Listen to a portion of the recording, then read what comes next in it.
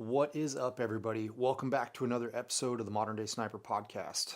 I am Caylen, and I'm your host. And in this episode, I've got a really good friend of mine that's going to sit down and have a conversation with us, and that is Mr. Chris Camren. Chris and I have been friends for about 20 years now, and Chris is a hardcore Western hunter here in the Yakima Valley. He's also an avid precision rifle enthusiast, and when I say enthusiast, he's not in the competitive circuit. He doesn't use his skills to compete. He doesn't do that. He's more utilizing his skills as a rifleman to serve his hunting background, and that's what he's here to talk about. I think it's going to be a good perspective to get from an individual who's not chasing points on the circuit and who's truly trying to find the best information possible to make sure that the way that he develops his loads and the way that he practices is going to get him the results that he's looking for, because like every other hunter out there, he puts a tremendous amount of time, work, and effort into putting himself in positions where he has the best opportunity to seal the deal when it comes to punching his tag. And so for him, everything works, everything matters, every cent counts, every minute counts of his preparation, because he is also a family guy. So I'm really excited to have this conversation with Chris. He's an excellent conversationist, and he has the ability to talk about just about everything out there. So I hope you guys enjoy the episode. A couple of real quick things to talk to you guys about. If you haven't already joined the Modern Day Rifleman Network, cruise over there and check that out. It is a completely free program. It is the fastest growing online learning community out there. We are sitting at 10,000 members of discerning shooters just like you that are looking for solid information without all of the internet drama. So inside the Modern Day Rifleman Network, we also have our Modern Day Rifleman Advantage program, which is our subscription service where you're going to find mountains and mountains of information in there that's directly applicable to you as a discerning long-range precision shooter. Inside the Modern Day Rifleman Network is also where we host our online masterclasses, which are our long-form digital content that covers major topics of precision shooting that you want to know, and that's definitely going to help you out in your future when it comes to meeting your goals with a precision rifle. So that's all I got for you right now, guys. Without further ado, let's jump into the episode and have a conversation with Mr. Chris Camren.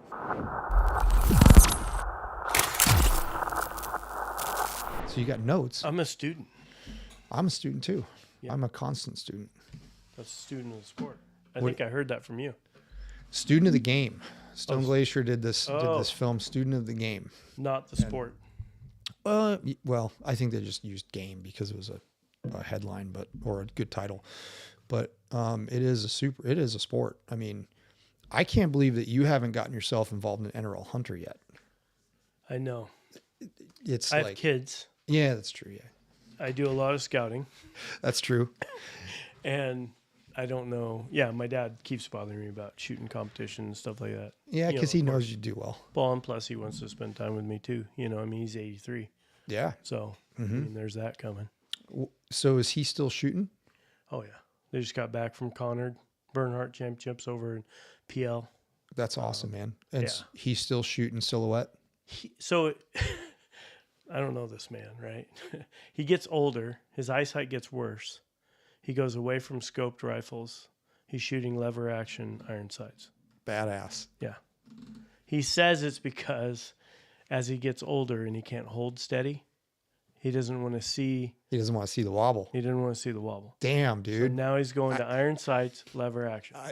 That is so funny because it's stuff I want to talk to you about, but okay. I want to have your dad on too. And if maybe we'll do like a try, it would be so fun because your dad has so much knowledge that of just marksmanship in general.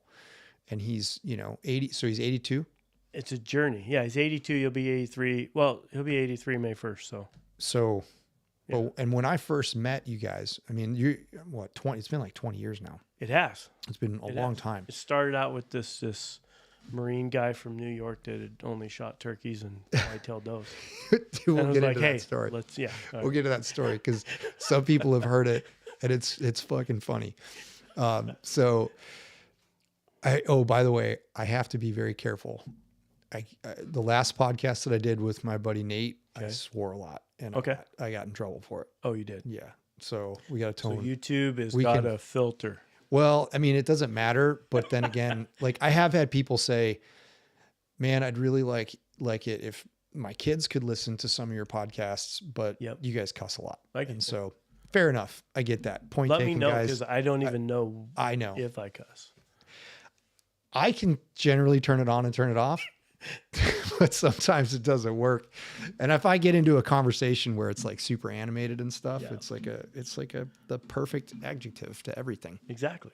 So, but your dad, when I first started talking to your dad, I had just, I mean, my journey of long range shooting was well en route, but my understanding of the depth of long range shooting was very, very narrow. Yeah. Because I was just coming from the Marine Corps perspective. And it wasn't popular. It wasn't, because there was really not a whole lot going on outside of the military, except for there were some people like Jacob Bynum.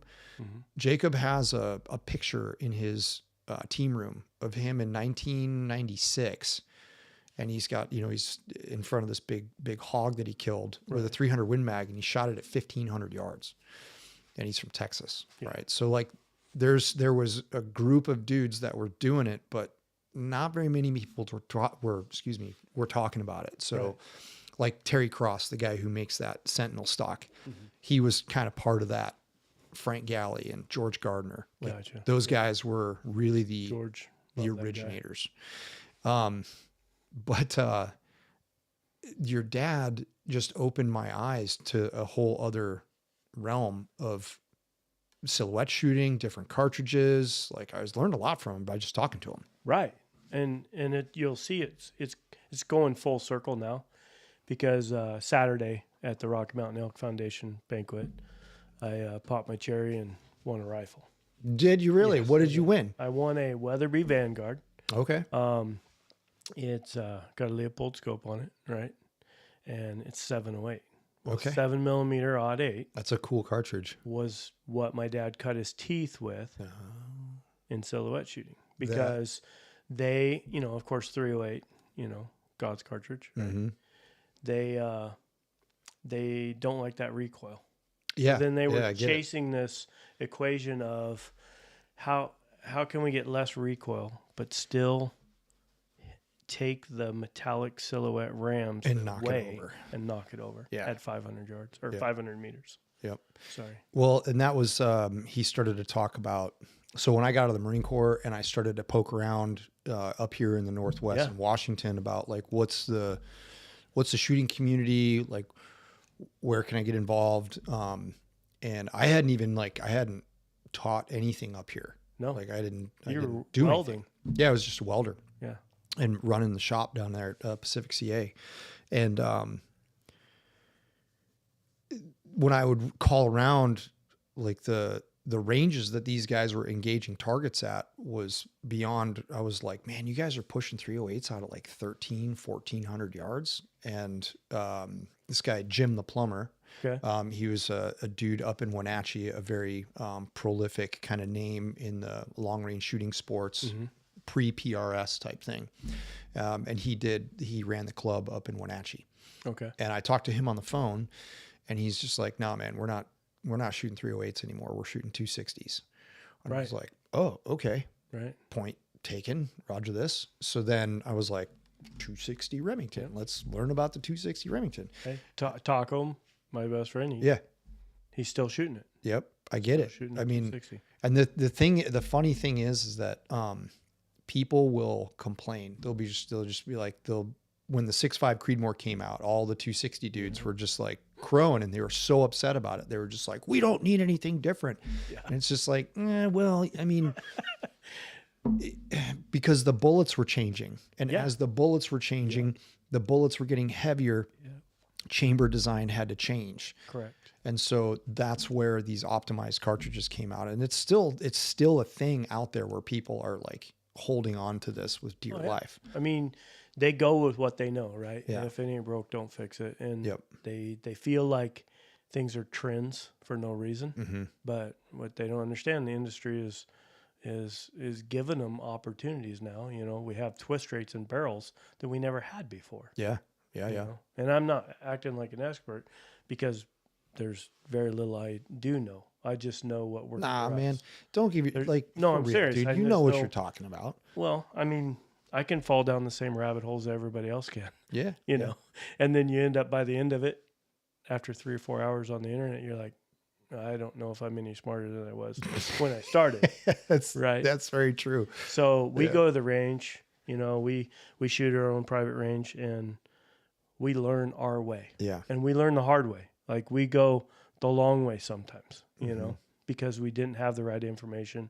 We didn't have people that have already done that. But, you know, It's discovery learning. It right? is. Yeah. You're just going out and there and so you're saying, when you learn something, you'll defend it to the end because you've seen it.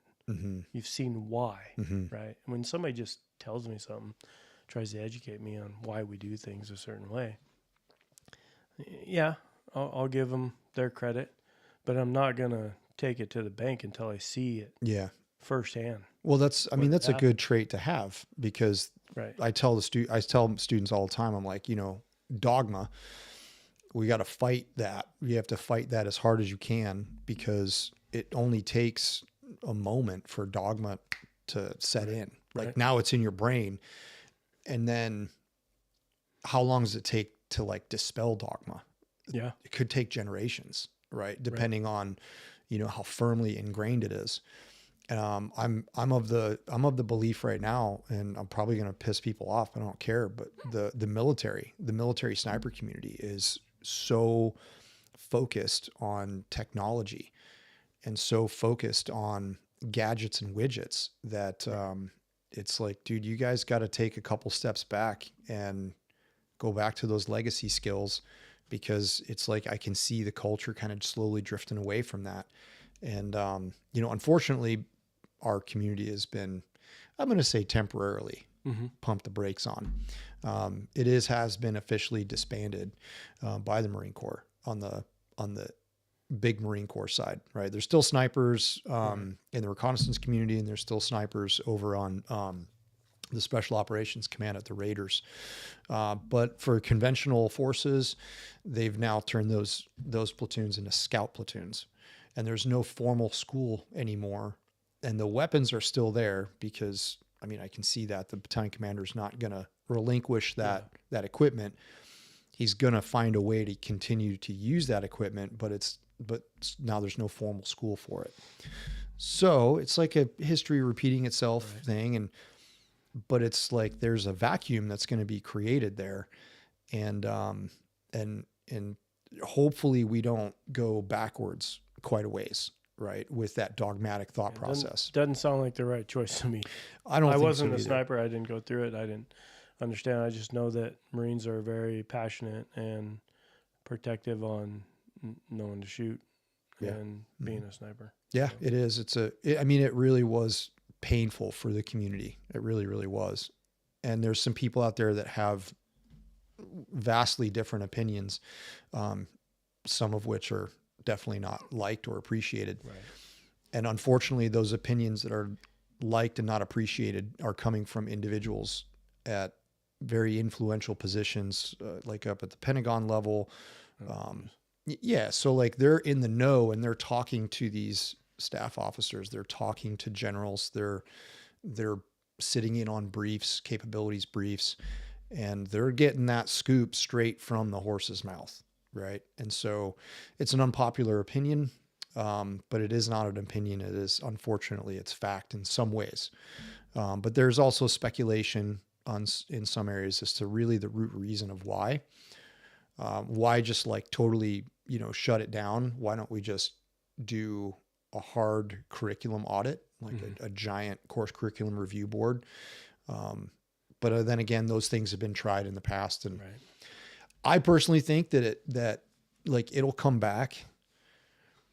And again, unpopular opinion, but I think that it had to burn in order for it to, you know, the phoenix rising from the ashes, so to speak. And I think if there's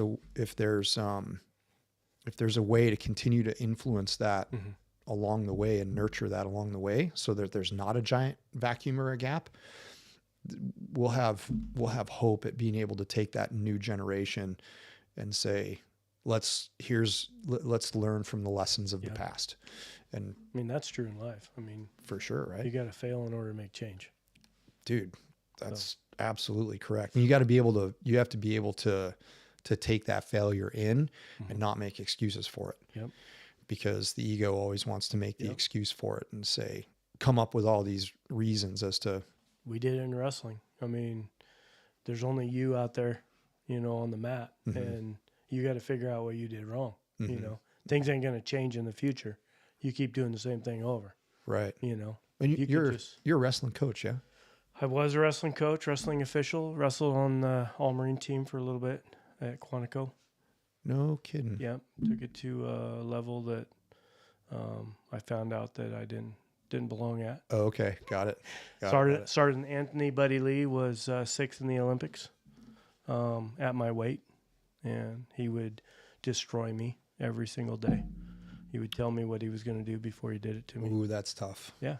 So and when you come out of high school, college, and you think that you're pretty damn good, and then you have a man turn you into a pretzel. Yeah, exactly. Damn. Yeah, just single-handedly dismantle you. He just took me apart. He did. Oh man. Yeah. I've been like when the Marine Corps came out with the McMap the Marine Corps martial arts program. Okay. Yeah, that I incorporated a lot of jiu-jitsu, martial arts, jiu-jitsu. MMA. Yeah, when I was in the Marine Corps, it was line training. Yeah, it was remember one line back, training? two down low. Yeah. Punches. I mean, but good. it was like they were teaching you to like rip dudes' hands out of their wrists and like, no, you didn't taught that. No. I got this line training. We got line training, and it was like, you threw sawdust in each other's faces, and you literally tried to kill each other. And if you weren't trying to kill each other, they're like, no, man, like do that again. And it was like there was zero jiu-jitsu, mixed martial arts. Oh yeah, man. They were like teaching us to like crush people's skulls with your heel, your boot and stuff. And I was like, this is like real savage shit. Well, but when the martial arts, they knew. That's what they knew. Absolutely. When MMA came out and then the Marine Corps went to the mixed martial arts program, like all of those dudes like now geeked out on it. And so they were the guys that were leading the training, right? Because everybody's got to get spun up. It was part of your cutting score. It was part of your promotion packages now. So it was like, you had to be involved. And so, like, man, I had a buddy of mine, Craig Wheeler. Some of you guys that are listening to the podcast know Craig. Super, super funny guy. He was super into Jesus, big time, and he still is. He's a chaplain, and I love the guy. And he became my roommate after we passed the sniper indoc together. And I asked him like, when you get roommates and stuff, you got a new roomie, you want to try to figure out what they are, who they are type thing. And I was like, hey man, so just trying to get to know him. And I was like, so like, what's your deal? And he's just like, I have a personal relationship with Jesus Christ. And I was like, Roger. Okay. I don't know what to do with that. I was raised Catholic, but okay, fair enough. Right. I appreciate the honesty. And so, but this dude was like a savage. He was a savage, and he loved jujitsu and he loved martial arts. And he was doing a demonstration on board. We were on float, and we were doing some McMap in the well deck. And Craig's like, I need a volunteer to demonstrate a hip toss. And he looked, and he was just like, Caylen, get up here. And I was like, oh, you son of a bitch. It's going to be fun. This is going to suck, because Craig's just going to turn me into a pretzel, and he's going to love every second of it. If he knows what he's doing, you're not even going to get hurt. Oh, no. It was like he demonstrated the hip toss, and he's just like, no, don't worry. I'm just going to, dude, I was horizontal, like 3.5, 4 feet off the ground, man. I hit the mat, knocked the wind right out of me. And he just like laughing at me. And then he's like, arm bars and everything. Right. But I learned a lot from him. and he was also a good teacher in that regard too. But I didn't know that you wrestled for the Marine Corps. Yeah. I don't know how you didn't know that. Man, like, Yeah. well, I knew you were a wrestler. So that's how I got that. All that. That's not from high school or anything like that. No, the only reason I joined the Marine Corps was literally to wrestle in the All-Marine wrestling team. Okay. So I was feel here like at a YVC. super huge jerk right now. No, don't. I mean, maybe we didn't talk about it. You're not a wrestler, so why would we talk about it? Really, no. That's exactly it. Yeah. And so I didn't earn All-Marine status. So what they do is you convince your command to give you PTAD orders, right? Mm-hmm. You're gonna, usually you wrestle on your base team. You get a little bit of notice. You get a little bit of some confidence to where your command says, hey, you're not essential to your MOS. We can cut you 30, 45 day, orders. You can go to Quantico and you can try out. So Okay. every year they try out. We come in there and they have the All-Marine wrestlers from last year. They're on the team, and then they get new recruits and they wrestle you off. And then if you make that, top 2, 3, 4 guys at your weight, they'll keep you, Okay. and then that's your job. I think, I'm probably going to murder this, but I think the MOS was like 9912 or something like that. Special assignment Marine Corps. Got it. Right. So I came off of Camp David duty, went Presidential Guard Yankee White, and then I was in DC. So what I would do is I didn't make the team the first time, right? So I would just go down there on my days off. And I'd just roll with these guys, and we're talking Rad Alger, Staff Sergeant Latosquin. He was a little Filipino guy. I think he's Filipino. Please, if he's listening, don't kill me. Little tiny guy. He was burnt on a lot of his body, and so we called him Toaster. Right. His last name was Latosquin, but we called him Toaster. Of course. Why wouldn't you? Exactly. And Rad Alger was a heavyweight. And, I have cauliflower ear on one side, started getting it on the other side. Rad didn't even have ears. Like he literally, he was from his parents, I remember, owned a bunch of mom and pop pizza joints. But anyways, Midwest, stereotypical wrestler, big heavyweight. Got it. Those guys were amazing. I mean, Anthony Buddy Lee, he had a Mazda Miata convertible, had the Olympic personalized plates. Mm-hmm. Okay. But he would climb the rope in Larson's gym. Mazda Miata. Yeah. That was back in the day. That's back 92. In the day. Yeah. So 92, 93 is when I was on there. Oh. And so basically he'd climb the rope in Larson's gym at Quantico with no legs. Up all the way to the top, all the way down, and then back up to the top and back down. He'd grab the tether ball pole, hold himself straight out like a flag. Right. Just jacked. Amazing people. Yeah. We'd have 2-day practices, civilian dietitians that would help us with our diets and make sure that we're getting the calorie intake and different things. Sure. I mean, it's the Marine Corps still investing in you. Yeah. We wrestled D1, D3, schools, other countries. Cool. But basically, I was at YVC, without getting too far into this, the recruiter right here in Yakima, Talbot Barrow. Got it. He was from the Midwest wrestler. He was like, I got my eyes on you. He just came and watched the YVC community calling matches. He would even travel, like when we'd go to other colleges, and he'd watch me. And so he watched me my whole freshman year at YVC, started my sophomore year, started getting in those second year college courses. Mm-hmm. Mm-hmm. Academically was not where I not having it. Right? I'm all set. I mean, I was doing it, right? But just so I could stay academically eligible for wrestling. Pretty soon he's like, "Hey, you know that the Marine Corps has a wrestling team?" I'm like, "What? I don't have to go to school. I can just join this thing called the Marine Corps, which has really cool looking uniforms." Yeah, of course, man. Right. So I joined for the wrong reasons, of course. I mean, I wanted to be a wrestler.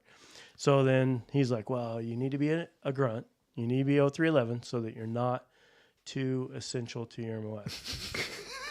right? Classic, dude. So, Classic. but he was right, and I was colorblind. So, I mean, Hey, man, you and me both. tested high on a lot of the things, but MOSs weren't available to colorblind people. That's very true at that age. I mean, yeah, at that time, yeah, I barely got in because of it. right. Mm-hmm. And so I got in boot camp, tested high. They said, hey, Yankee White program.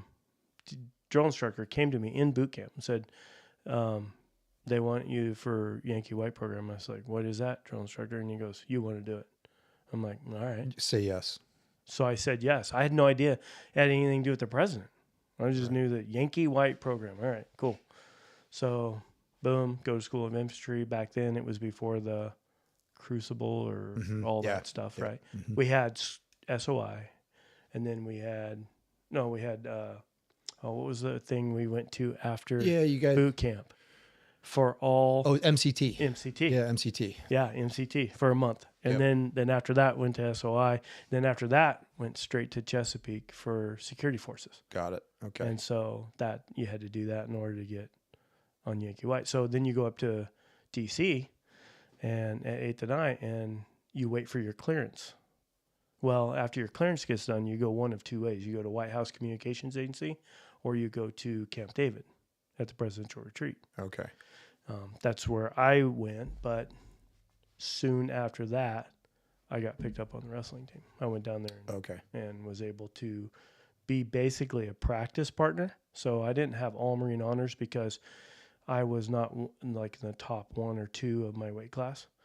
So I didn't count when we went to tournaments, but I went to the tournaments and I got my butt kicked by international competition and D1, D2, D3 guys, you know. Just put you on the straight and narrow. Just like, yeah, I'm getting worked over. Well, I mean, I was 12 and 18. Okay. The first season there. All right. So, and I came from, where I won a lot. Right. Yeah. Now I'm a bottom feeder in a big pond. Yeah. Yeah. In a big pond. Yeah.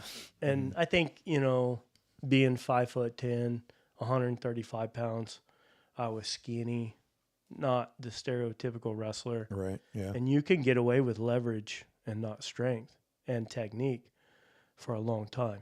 When you get to that level, you have to have all of it. Got it. You have to have that compact, that core strength. Leverage is only going to get you so far.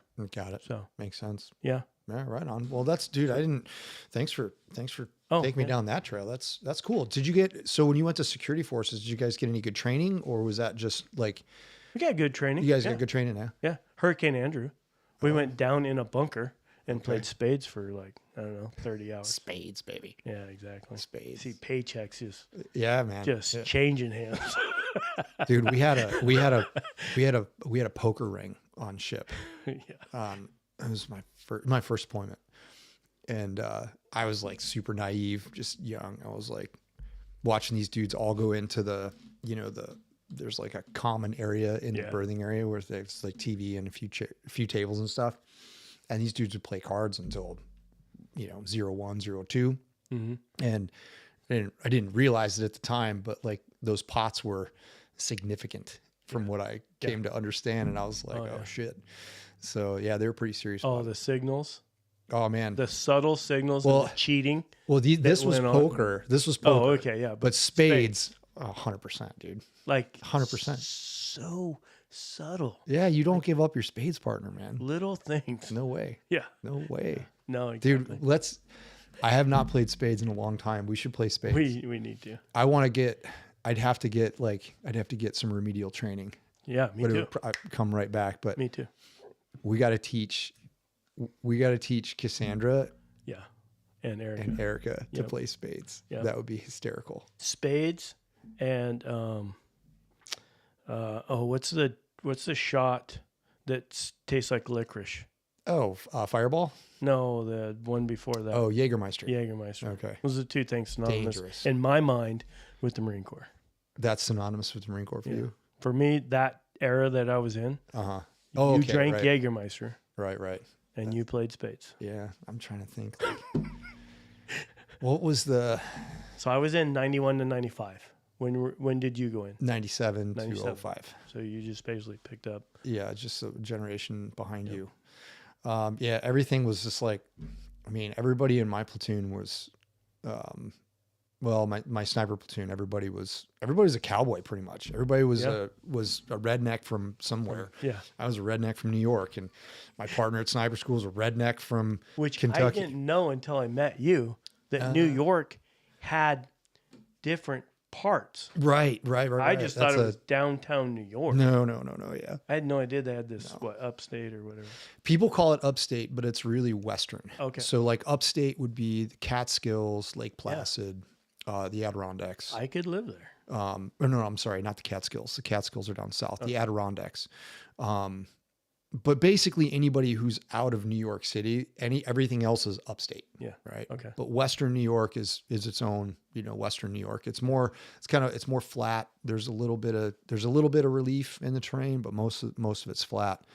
The Adirondacks are, that's where they got some more relief, and it's more mountainous. Yeah. As well as the Catskills. But, yeah, I mean, it's all rural where I grew up. So everything was farmland. Like I grew up working on a farm. Just my narrow-minded growing up, and not to get into other things, but like I didn't know about racism, right? Sure. I grew up here. Right. All right. And so we go back there, we go to boot camp, and they teach you everybody's light green Marine or dark green Marine. Mm-hmm. Right. That doesn't matter. And it didn't matter to me. It didn't matter to anybody. Yeah, that's right. That's an interesting point. And so when I hear all this stuff about racism and I didn't experience it. I have always judged people by how they treated me, and I could care less. I've never seen a color of a skin that treated people wrong. Sure. Yeah. And I know that it's out there, and I'm not saying that it's not. I'm just saying I've never seen it.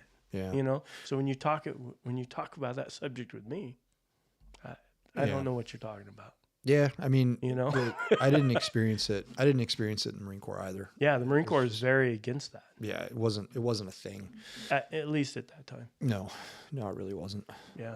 All right, real quick. I know everybody hates ads. Nobody likes their show being interrupted to talk about stuff. But I got to let you guys know about the Modern Day Rifleman Network. The Modern Day Rifleman Network is the largest growing online community of precision shooters out there today. What's different about it? Well, first off, it is not social media. Number one, it's not a Facebook group. Number two, it is not a forum in the traditional sense. It is its own platform, its own software, and there's about 10,000 people in there that are just like you, who are discerning long-range shooters, precision shooters that are looking to just get information to help them become better at what they are choosing to do and spend their time with, which is long-range shooting.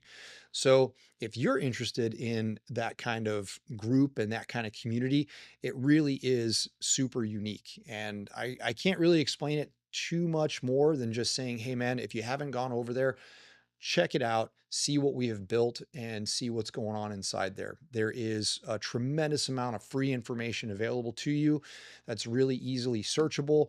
And it's really, I mean, I'm a little bit biased, but I think it's really well organized and easy for you to find the information you're looking for. So on top of Modern Day Rifleman Network, on the free side, we also have our monthly subscription service called Modern Day Rifleman Advantage. And inside that, you're going to get access to about 4 hours of content a month, as well as monthly dry fire drills or daily dry fire drills, training sessions, and another internal community inside of that. It's like a Patreon thing on steroids, right? We have tons of information in there, and our content vault inside the Advantage program goes back like 5 years. So there is so much information in there. It's kind of mind-blowing when we look at it.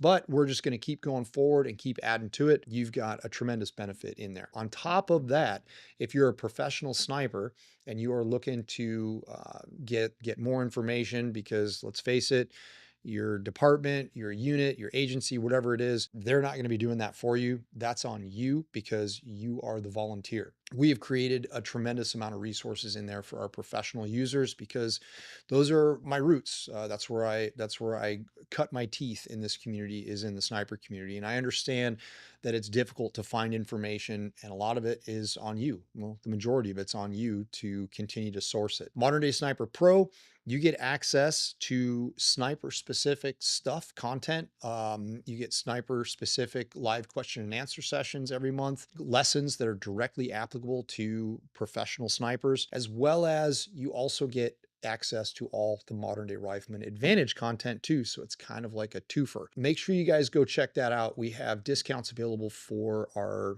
first responders, active and retired, former military, because we want to take care of you guys. We know that finding information out there is not easy to do. So we're trying to make it easy for you. All right, man. So that's my spiel with Modern Day Rifleman Advantage and Modern Day Rifleman, the free side, as well as Modern Day Sniper Pro. So let's get back to the episode.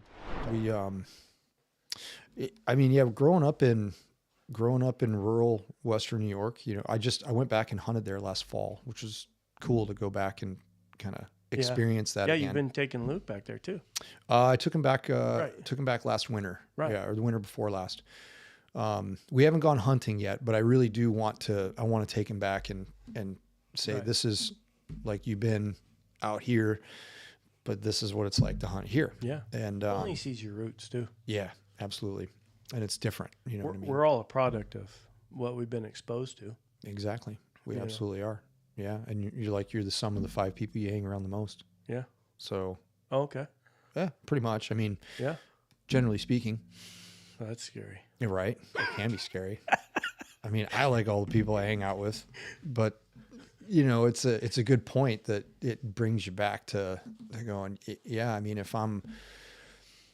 if you're immersed in a certain culture, Uh-huh. it's human nature to adapt to that culture, right? Or to adapt to that, like, that's where the saying, when in Rome, right? Yeah. When in Rome, you do as the Romans, Right. or you end up getting crucified. But you're the sum of the 5 people you hang around the most. Mm-hmm. And so, And been down to the Legion a couple different times. oh, okay. Supporting the Legion here. Uh-huh. A lot of interesting stories. A lot of guys that have just an incredible experiences in the military that is so foreign to me, because that 91 to 95 Yeah, it was wasn't. right after I came in, late 91. Yeah. So Desert Storm was like, Well, we went over there, a week later we were done, basically. yeah, there was some infantry units that mixed it up, Yeah. So but it was very, very small scale. I never saw action, right? Mm-hmm. And then I get out in 95, chase a law enforcement career, and Bosnia, Somalia was starting to heat up or whatever. They almost put a hold on me, but they didn't. They let me go. Okay. So I'm one of those Marines that was like, it was weird, unique Yeah. situation where 4 years we didn't have conflict. Right. Anyway. Outside of nothing that involved the big Marine Corps, or Yeah. the big Army. So when a lot of these guys I respect, good friends of mine that actually, paid some sacrifices, Yeah. I don't know. I can't share that with them, and I don't want to. I don't want to ever feel like I'm saying that I did something I didn't, because I didn't. I almost feel, in a way, I didn't really deserve the title Marine. Oh, come on, man. No, I went through boot camp. Yeah, fair enough. But look at it. I got to guard the president. I got to wrestle on a Marine Corps team, and I got to be fapped out to the military police. So I literally got to do all the things I wanted to do in the Marine Corps, and that's usually not the case. The Marine Corps usually has a purpose, and they tell you what you're going to do. To a certain degree, but you've always been I've always known you to be a very motivated and determined individual, in the sense that, like, I would have done it. I was wanting to. The thing that is, like, I've been around people that have this attitude, this victimized mindset that, I got screwed, right? I got screwed. The Marine Corps screwed me. And it's just like, man, I mean, I did eight years, and I saw very quickly that you didn't necessarily have to follow the path that the Marine Corps wanted you to a T. If you were proactive about your career and you actually were like, hey, this is where I want to end up. Yeah. So if I want to end up here, There's my goal. Yeah. I have to take these steps. Right. And it was kind of shitty in the sense that like my leadership was not that good. Right. They didn't care. They were on their second deployment, and in the infantry is like senior lance corporals. They're like, I'm getting out. And they're just jaded. They were just douchey, right? Yeah. They didn't care about training. They only wanted to thrash us. And it was like, dude, okay, fair enough. If you want to smoke me, that's fine. But like, let's have at least some purpose behind getting smoked, because you guys aren't teaching us anything. Right. You're not fucking teaching us anything. Right. So that kind of sucked. But then if you're trying to go someplace else, you're looked at as, a brown noser, or, if I'm trying to talk to a platoon sergeant and ask him like, hey, how do I do this? Like, how do I do this? It has a negative connotation to it. Yep. And, it's a maturity thing, right? It's just young men being the maturity level at which they are at that point in time in their lives. Right. And so, I mean, there's a reason why we can't rent cars until we're 25. So that's exactly what I took away from the Marine Corps. I had a really good upbringing. Mom, dad in the household. Grandma lived with us. I was kind of spoiled. I didn't really get a feeling of independence, or that I could do it myself until I went in the Marine Corps. I mean, you do everything exactly by yourself. And the Marine Corps rewarded me when I put forth the effort. Mm-hmm. And so I had 4 years of nothing but positive experience with them, because I knew that, if I went for Meritorious Corporal Board, and I did all the work prior to it, that's how I got promoted to E4, was Meritorious Corporal Board. Things were set in place. They had a system. Mm-hmm. And it was very easy to me that if you wanted to advance, that's what you do. You could advance while maintaining your integrity. Unfortunately, I never got treated wrong, or you probably never gave anybody a reason to treat you wrong. Yeah. I mean, they were cool. Yeah. I mean, and that's it on the infantry side of the house. I don't know. Maybe not so much. Yeah. Because you're just around angry people. Yeah. And that's what I heard. It was a lot different in the the fleet. Yeah. I mean, when I checked into my first battalion as a lance corporal, I mean, the battalion had just gotten back from a 5-day field operation, and it was Friday night of a 72, with Monday being the last of the 72. Yeah. And it was like, I don't know, 20-30 by the time the vans picked us up at Margarita Division. Yep. And then we, get driven over to Camp Horno and then you check in, and the dude that's checking you in. I wrote a lot of speeding tickets. I bet you did. Yes, man. Fucking MPs, dude. Yeah. So you're checking in, and the guy that's checking you in, he's like, he would rather be doing something else. Right. And then you're going to your battalion, and you got your sea bags, and we were walking across the grinder. There was 6 of us, and it was like, dudes were throwing beer cans at us, telling us they're going to murder us, whistling, hooting and hollering. And it was just like, whoa, okay, roger this. Like, I mean, I didn't expect it, but it was like, welcome to the fleet, bitch. Yeah. Like, get ready to strap it on. So we did have that. And in fact, it made national news on 60 Minutes or Phil Donahue show or whatever. The Hell Night. Week at 8th and I. 8th and I. Oh yeah. You guys did get blasted for hazing at that point in time. That's what really brought hazing to the surface. It did. Because my generation was like the end of hazing. Yeah.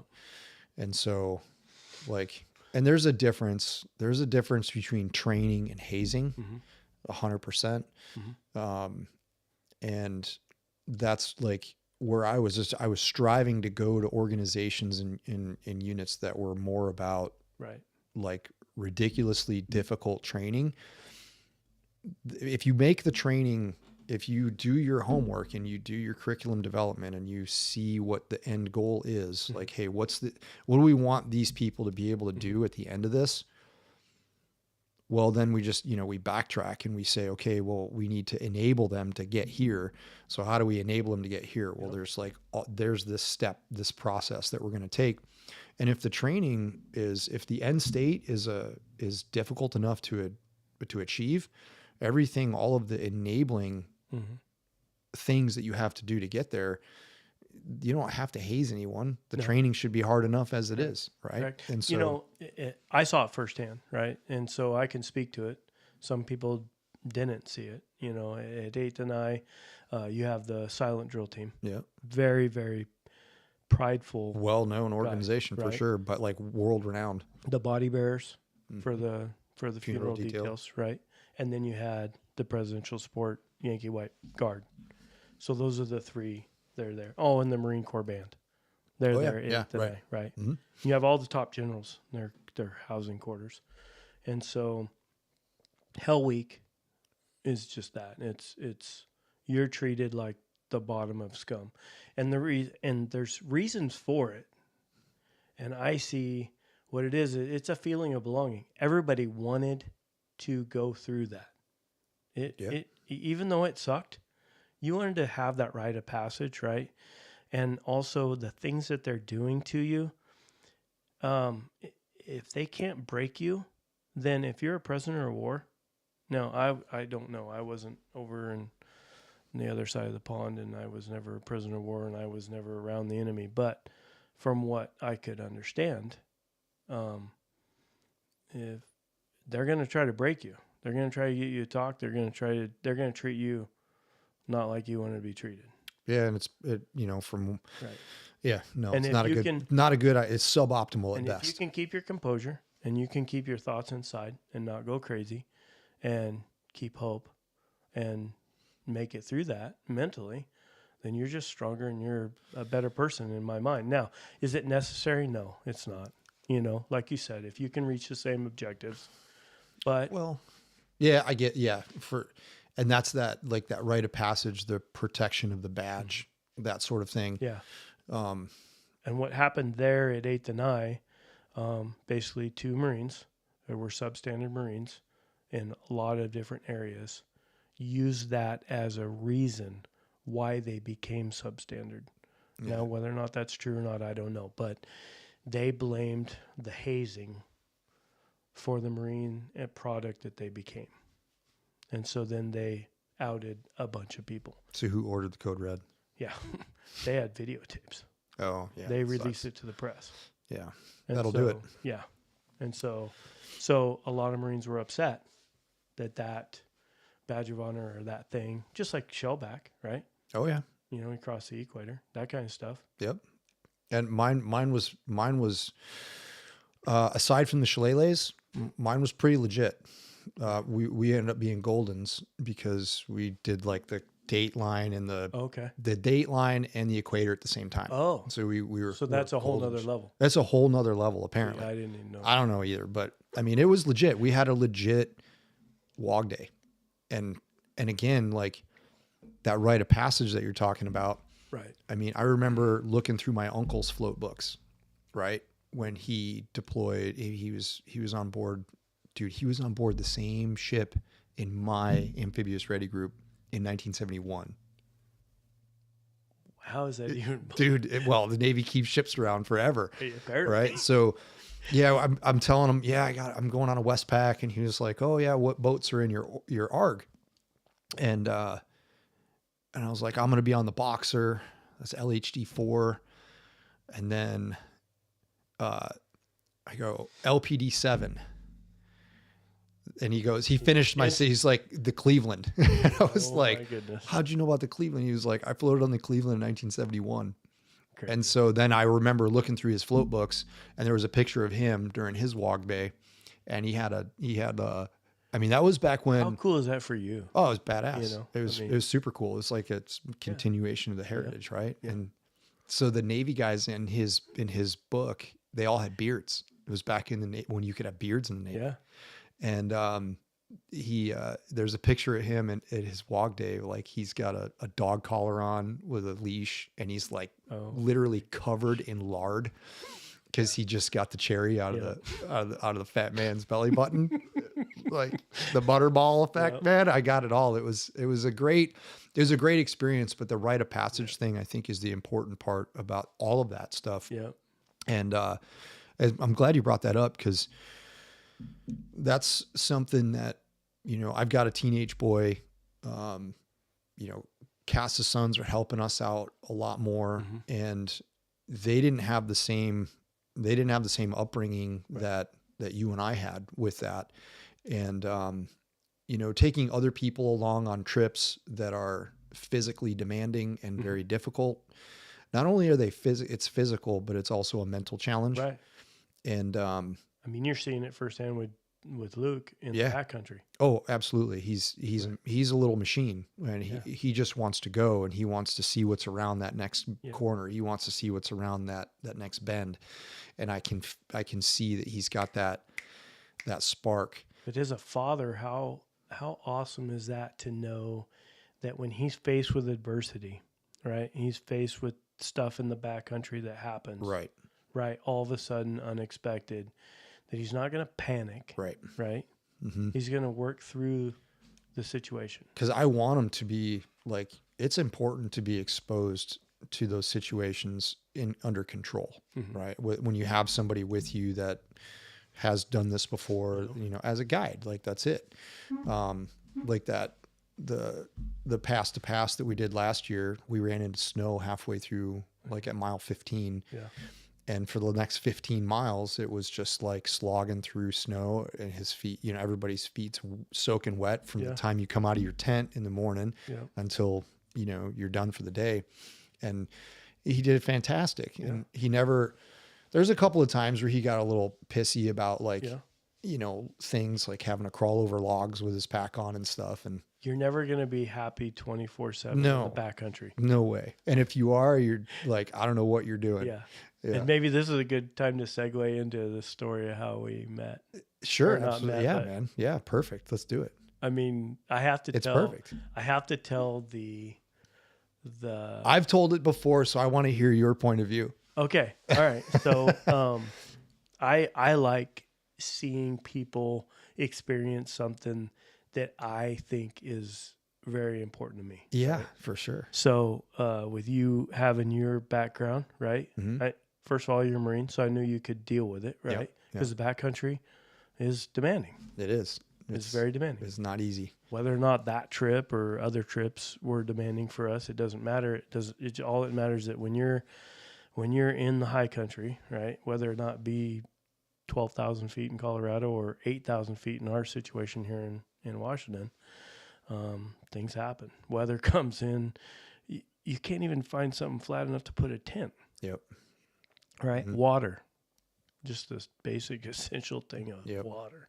Where do you find it? I knew you would have fun. I knew you would do it. But you were so set on taking your 4,000-pound rifle. It's sitting right there. I know. And it was 17 pounds. Yeah. And I was pounds. I was trying to politely or comically or something get the message through to you. Yeah.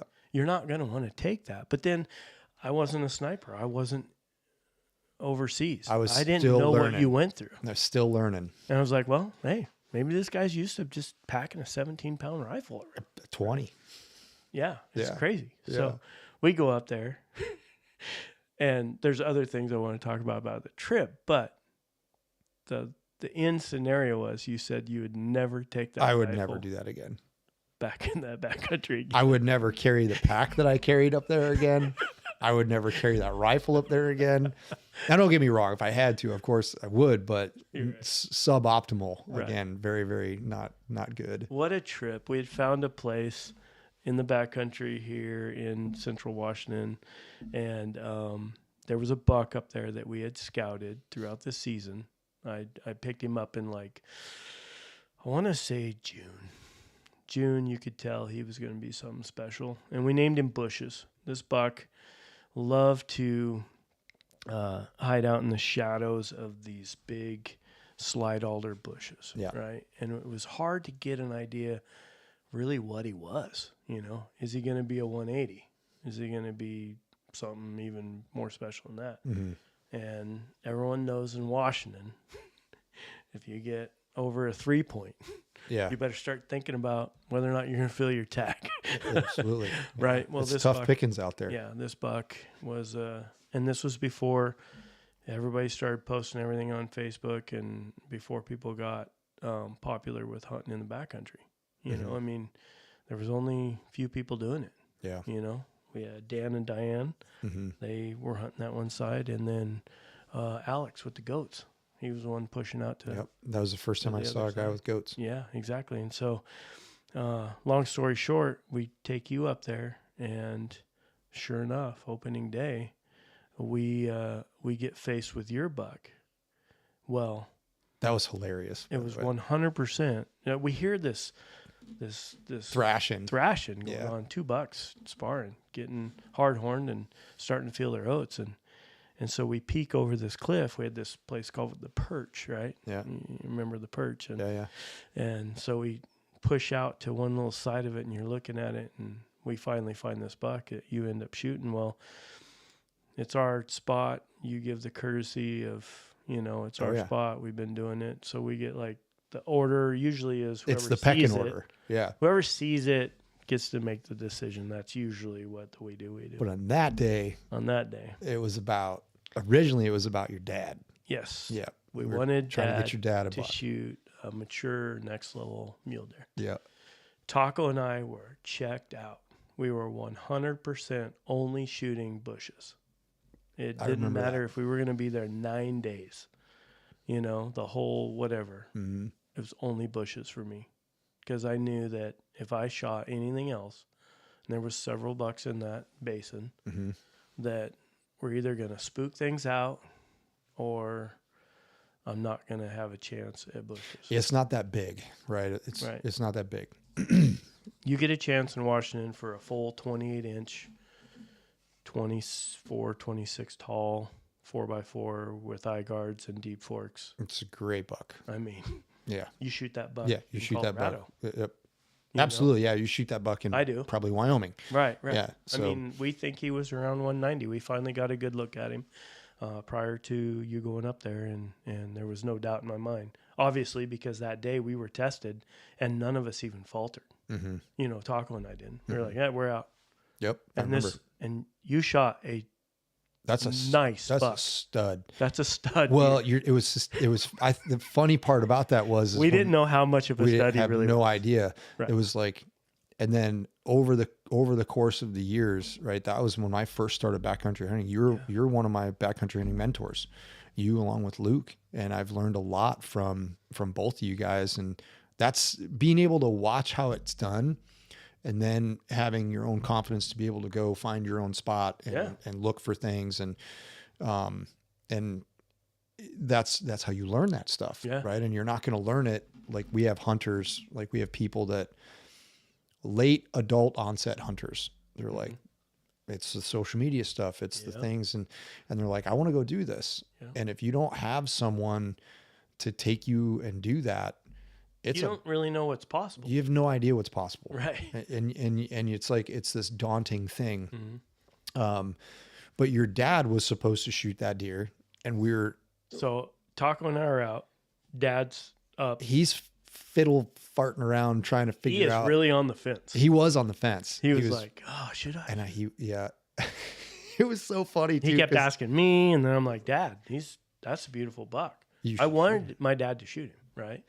And then for some reason he's like, he just said, he's like, I'm not. I remember he was looking through his binos. And he goes, nah, you shoot him. And within, 10 seconds. No. Yeah. It was fast. It was super fast. And this is where your experience and what you brought to the party really, really, because that shot was not an easy shot. No, it was a hard It was one. hard angled away. Yeah, I had a real small window to shoot him. And I think anybody else, I wouldn't have recommended that opportunity when you took it, because that's not a high percentage shot for somebody that doesn't have experience. Yeah, And I'm not trying to just because you. No. I It's mean, the that truth. was a hell of a shot. Well, it's that hard quarter away shot. Like, number one, you have to know. You got to be able to visualize where the bullet's going to go, the path that it's got to take to get where it's got to go. And I mean, it was almost 300, right? Yeah, I was like just shy of 300 yards, steep downhill. I shot him from a tripod. Yeah. An old man Frodo tripod that like I look at now and I'm like, that's a wobbly son of a bitch right there. Dude, I tell you what, you freaking zipped that. Well, yeah, I shot him with a 200 grain Barnes LRX. And that I remember watching the bullet hit the dirt behind the buck and still had enough gas to throw shit in the air. Yeah. Yeah, and he crumpled up. Well, no, I shot him twice. He went. Yeah, he just went in that area. He kind of hunched up, so and hard to track them. Yeah. Oh yeah, you want him dead. Yeah. Like you want him right here. So then that was the other aspect of the hunt that we had never done. We had never been below that perch. Oh, that's right. I remember this now. So like We got a route finder. we don't even know how we're going to get off of this rimrock cliff geographical barrier, right? And so you and I just take off and we figure it out. You got to figure it out. And as we're walking up to this buck, I'll never forget that. I mean, I'm 53 years old, absent-minded. I can't remember what happened last week. But I know how far your buck was before you shot it, and I know what it would look like when we were walking up, and I just kept reminding myself of like, this is a deer with a cow elk body. Oh my God, it was huge. And just unbelievable. So that's why we misjudged what he would. Well, I remember, so as soon as I shot, your dad was still looking through the binos. And again, this is another one I'll never forget. He was just like, I think that buck's a lot bigger than you think he is. Yeah. And when you and I got there, we had these little walkie-talkies, and we called up there, and I'm like, Dad, you made a mistake. Yeah, for sure. This buck is a stud. And he ended up being over 26 inches, right? Yeah, he's a nice buck. He taped out at like 164. Yeah, I mean, tape-wise, he was more impressive than what his score was. For sure. The way that the fronts are and his frame, it's just a quintessential mountain mule deer buck that was almost a 3-point. Yep. So he was the king of that half of the basin. Yeah. I mean, that was his domain. He might have been on that half because of what bushes was up on the wall. Oh, higher up, yeah. Yeah, up on the wall. Yeah, that was an educational trip for sure. I like learning a lot. I mean, I remember you picked up the trekking poles. Yep. Putting the loops over and setting your rifle on that. Yeah, that's a great trick. Matter of fact, I was just talking to some people about this. Well, I went to Africa a couple weeks ago and got back, and that was my second time to Africa on like a full hunting trip, and I learned. It's weird because we did the same kind of thing in 2016 with the ELDX bullets. Yeah, the ELDX bullets. I'm more talking about move your mic. Okay. I'm more closer. Yeah. Just like that. I'm more talking about just the shooting skills. Okay. And so this trip, maybe I'm more mature and I'm looking at things from a marksmanship perspective a little bit differently. But I don't remember having these same feelings when I came back from the first trip in 16. But this trip, I was just like, man,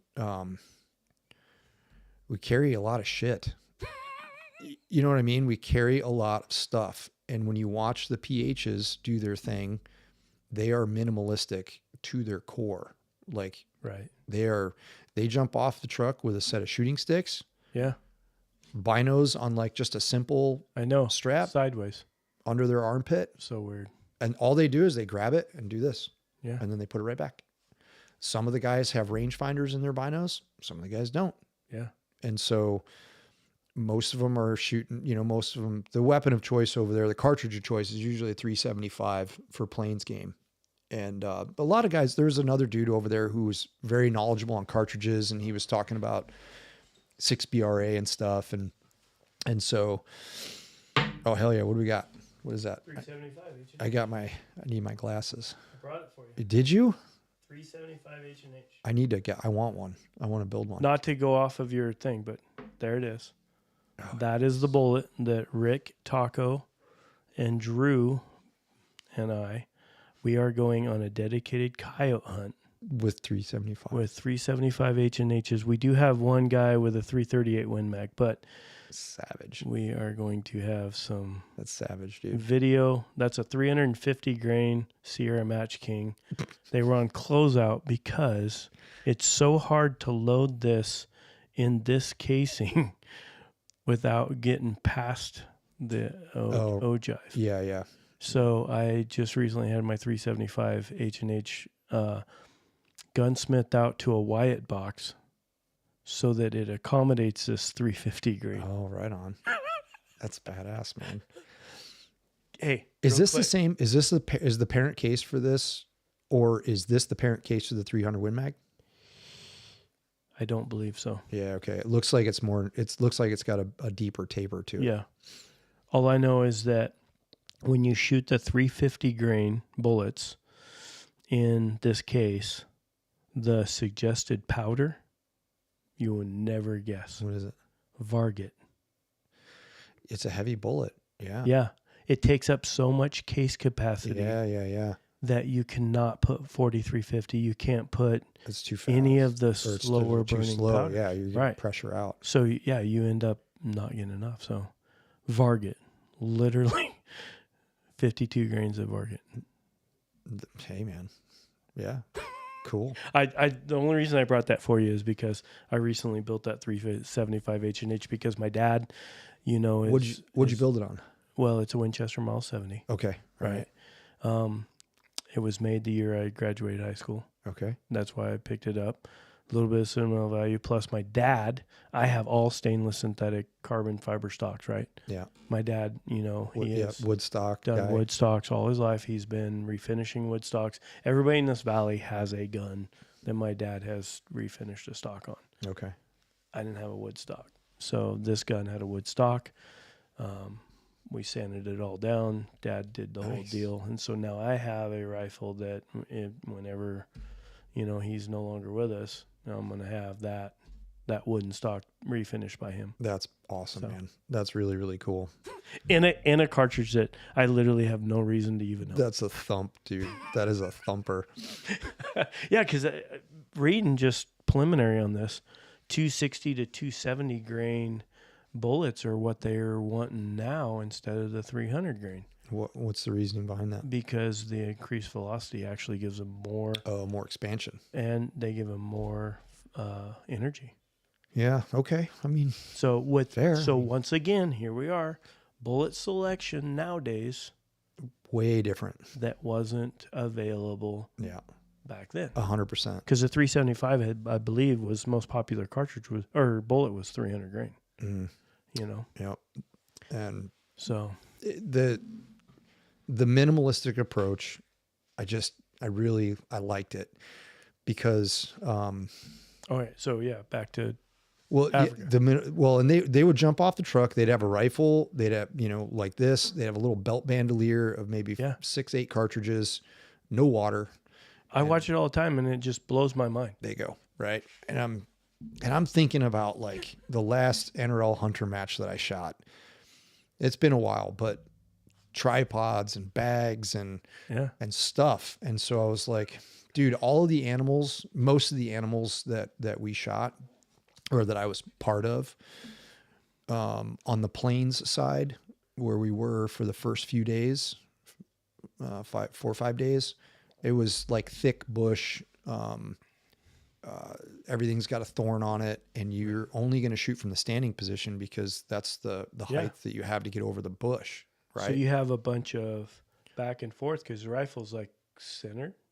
Well, so their shooting sticks, the first time I went to Africa, they were using traditional, like a tripod, Right. lashed together. I took pictures of it because But you still don't have forward and back stability. You No. have like a center pit. Correct. Yeah. So That scares the hell out of me when I'm shooting. well, I need to get you out on the range because there's a solution to that. Okay. And with practice, with a real short amount of practice, Okay. just like focused, hey, pay attention to this, and do this. Mm-hmm. And all of a sudden you'll be like, whoa, that makes a big difference. Just doing these 3 or 4 things, because that was their complaint. They had European shooting sticks. Okay. You know, the V, it's everything comes down to a center point. Right. And so basically your rifle's on a teeter-totter, right? And it's worse than a tripod, in my personal opinion. Like I shot and I was like, dude, I go, do you guys have any like tripod sticks? And they're like, no. So we get there, we confirm 0. Like as soon as you got to the ranch, throw your shit in your room, grab lunch, and we're going to the 0 range because we're going to go hunt for the evening. And when you do that, you're doing it off these sticks, right? No, not to 0. Like I went prone to check my 0. Yeah. And then we drove out to, they had a steel, they had like an 8-inch piece of steel at 300. And that was where we got onto the sticks, and they just wanted to, rightfully so, they want to see what you can do. Like, and traveling too. How close do I have to get these guys to animals for them to reliably kill them or put good shots on them? Like, what does that look like? Yep. And so we hit that plate so much that we broke it. Right. So everybody in the group is either a very proficient hunter or an accomplished competitive shooter, and our rifles are of high quality. Right. So, but I got on these sticks, and man, the sticks you just have a lot of vertical wobble because of the back and forth motion. And you combat that by making sure that your hips everything's got to be stacked vertically. And if you can't do that, then your body has a bias forward center of gravity. And when your body has a bias forward center of gravity, you're going to have to either lean into something to support yourself, which you can't do with that system because it's on a teeter-totter. So you have to keep everything vertical. You got to keep Let gravity be your friend, right? Bingo. Keep your center of gravity where like over basically between your feet. Right. And everything will be somewhat okay. And you got to check your wobble. But the other problem is that they have a V in the front for the rifle forend, but then they also have another one in the back for the buttstock. So it's your rifle supported buttstock and forend, but then it comes down to a V. To a single point of failure. Well, then there's the 2 points are spread apart. It's all triangles. Okay. Oh, okay. But it's still a teeter-totter at the end of the day. Yeah. And so they're just like, well, we like having the support for many of our clients need that back support to stabilize their gun. And I'm just like, man, not like, no, the way that we teach this is you're pulling the rifle to you to create that connection. And then I want something very stable up here to rest the forend on. So that way I can balance myself and get my body to do what it needs to do to get a natural point of aim. Right. And, it was doable. I didn't take any long shots off those sticks. Most of the shots were, inside 100, but my buddy David, he took a shot at 450 off those sticks. And then he shot another animal at like 410.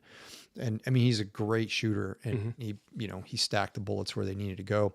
And the cool part about that is that you get a lot of hunting experience in a really compressed amount of time.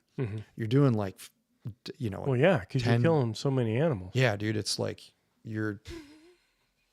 I was mellow, man. I was like, hey, you guys want, like, I'll turn it on. I'll put the pedal down with baboons. Yeah. But I wanted an Impala. Yeah. I wanted a big old warthog, and I wanted to get a couple of baboons because I wanted a couple skulls of a couple big males. And so I got all that stuff, but like other dudes that had never been, and they're putting them down. They're doing the bucket list. Oh yeah. They're checking the boxes, man. They're checking them off, dude. And it's cool because you get to be a part of it, and you get to see terminal performance, obviously at the end of the deal, but the stalking aspect of it, and playing the wind and making sure that everything's good. That's a lot of fun. And it's not like it's not a high fence thing. It's right. No, it's not a high fence thing. No. These animals can go wherever the hell they right. want. Right. Right. And their ranches are massive. and you can tell that by when they go out and target a species. But for the first 2 or 3 animals, they don't even see those species. They're killing other ones. Right. Exactly. So they don't have no idea. Yeah. So like if you see a group of wildebeest and you want to go because there's always going to be one big bull that owns that harem. And if that bull is something that the guy wants to take, Yep. then guess what? The hunt just changed. Yeah, you got to figure it out. And then like you could be like, oh, well, I have a group of springbuck over here that I got to get through, and then there's some impala over here. And it's not just as straightforward as like, let's just walk up to it. It can be, of course, it's hunting. Yeah. But it was less like going to Lanai and shooting axis deer was less challenging. It was basically like grocery shopping. Yeah. So back on that thing about minimalist. Yeah. By no means are we that PH with just a set of sticks, right? Right. But what I try to do is incorporate what I've already got on my kit, right? Yep. So I've got in my backpack, I have my trekking poles, right? And I have the collapsible ones, and I put them inside there because when packs are heavy and we're coming out, I want those sticks. Yeah, absolutely. So what I've been doing lately when I've been shooting animals is I'll have my bipod or I'll have my tripod, because I always have my tripod, right? So I can put my big glass so I can glass. So I'm doing ARCA now. Finally, I think I'm the last human being to switch over to ARCA, but everything's ARCA. So I'll put it on the tripod, but that back still bothers me, So I'll just grab my trekking pole, and you have to be above the bush. I just grab the trekking pole and use it as and a rear just support. use my the grip on the trekking pole and that crotch, and it's amazing. Yeah, it's how steady. Yeah, you can get real stable. I mean, you can shoot out there. Yeah, you can. And if we do that, when we do that up at, at the range, I mean, you feel that confidence. I mean, you're like, I got this. I want you. Yeah, I want to expose you to. I want to expose you to everything that I've learned and go. Well, and I watch your classes and different things like that, and I'm like, there's so much that is foreign to me. It's because I've just been figuring out my own. Yeah, and I guess we have two, right? We're just figuring it out, and you go and you try a technique, and it either works or it doesn't work. One of the guys that teaches for us, Aaron Martin, he figured out a better way to use a tripod as a rear support with, with a specific kind of glove. Kicking like one leg over and grabbing it. Yeah. Making a very simple a crotch, a V or whatever. Yeah. And that's the name of the game in a lot of these competitions, because as the rifles are, everybody's got the same equipment, right? It's not like you're going to be in a class with this relatively the same equipment. And you're going to buy as many points as you can afford, right? That mindset. But the rubber still has to meet the road. And targets are starting to get smaller and smaller and smaller because the skill level of the shooter is increasing. Oh my gosh. Just since we've met, the capability of people that I know. I mean, we used to think long range shooting was 500 yards. Yeah. I remember when you shot that other big buck up in there, and that was a 525 yard shot. Yeah. I like nowadays, I wouldn't even think for a fraction of a second. Wouldn't even hesitate. But at the time it was like, man, this is pushing limits, a wind, I remember. angle. I mean, I was like, there was a lot of things, a lot of demons in my head before I pulled that trigger that, is this going to be a factor? Is that going to be a factor? Am I not incorporating this, I mean, so up until competitive shooting being what it is, and the thing that I'm a competitive person, but at the same time, I haven't always given myself enough grace in terms of, effort versus performance.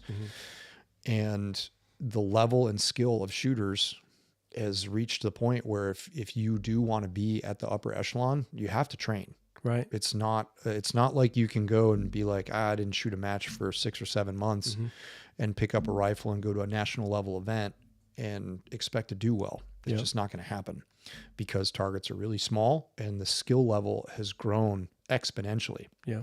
And it's cool to see. I think it's fantastic. It's great, because that continues to drive us to solve these problems and adapt different techniques to it, like tripod rear support, barricades, or objects to shoot from, as an example, started to get real like rickety and shitty. Well, how do I negotiate this when I got to try to hit a 2 MOA target at 600 yards, Right. in 15, 18 mile an hour winds? Right. Okay. So we got to figure this shit out. If I'm on a bag and I'm balancing the rifle on a support bag, I'm going to have a lot of wobble from the barricade itself.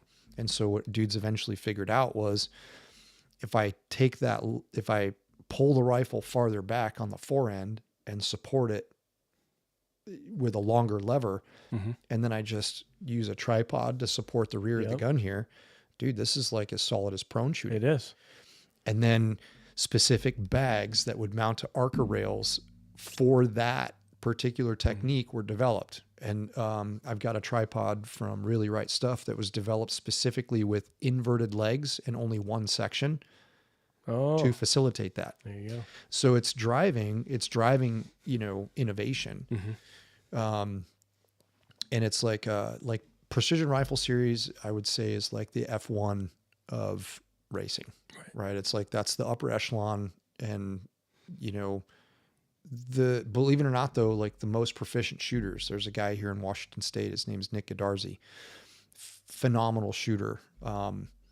He's won more PRS matches than you can even shake a stick at. Right. And now, I mean, he's at the point now where he's probably dropping, I don't know, maybe 6 to 8 shots over a 2-day period of 220 rounds. Yeah. He's just a really He's relentless. the Justin Schindler of the Exactly. He's Justin Schindler, right? And of the PRS. but like looking at his setup, it's very simple.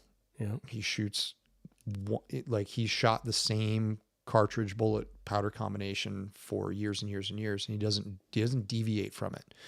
And he also shoots a lot of volume, right? So learning that it's not always about the gadgets and the widgets. Yeah. It's really just about marksmanship. Well, they say the fear of the man that only owns one gun. Yep. Because he probably knows how to use it. Yep. Like when I was shooting my 308 for years, we didn't have turrets. Yep. I killed most of my animals prior to meeting you with a 308 that I knew that I was 7 1/4 inches low at 300. I had got a hold 200 here. yard zero. And then from 3 to 4, you tripled it. So I'm looking at 22 inches. And that's a buck's chest around here, 15 inches. That's what I did. Yeah. And that's how we killed. It works. Yeah. And after 400 yards, we tried to get closer. Imagine that. Yeah. It's a little too far. We got to try to get closer, Yeah. or we can't get closer, Yeah. and we've got to come up with a better plan for next time. There's something to be said about that. There is. I mean, now I've never been the dude. I've never been the guy to, hell, I passed on the biggest buck that I've ever seen alive 2 seasons ago. He was 880 yards away, and it was just too windy. Yeah. It was just too windy. And it's just like, man, I'm not, Yeah. it's just You not could have worth rednecked it. You I could have tried totally to break him rednecked it. down. Yeah. But he deserves that. Animal deserves it. He does not Plus, deserve that. Here's the deal. Where you were at, you were quite confident that you maybe got back on him again. I was, yes. And if not that year, the next year. The next year. Yep. That's starting to become a rare thing. You got a point. In Washington, we don't have these things. And this might segue into like helping hunters on the firing center, Yakima Training Center. Sure.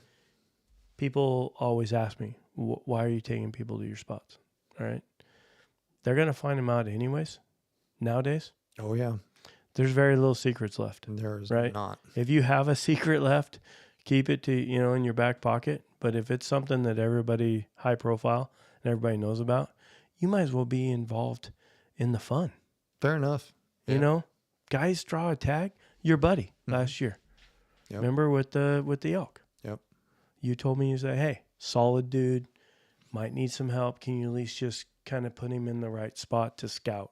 Well, I and knew you weren't that even asking. You weren't even asking to be put on an animal. Well, and I knew that you had a tag in that unit before. Oh, we hunt general season in that area. Yeah, We're quite familiar with the animals in that in that area, and and it made me feel so good when another human being, a stranger that I didn't know anything to, right? But in the conversations I had with him on the phone, you could tell he was a genuine guy that has played this system in Washington that we have to play, waiting 27 years for a mule deer tag like I have. Yeah. And this guy finally drives the tag, and he goes up there and he ends up killing a 394-inch bull with his muzzle loader. Not so badass. Not only killed him, but had a cap snap on him. Right? Yeah, that's right. And had to go back and relocate the bull days later.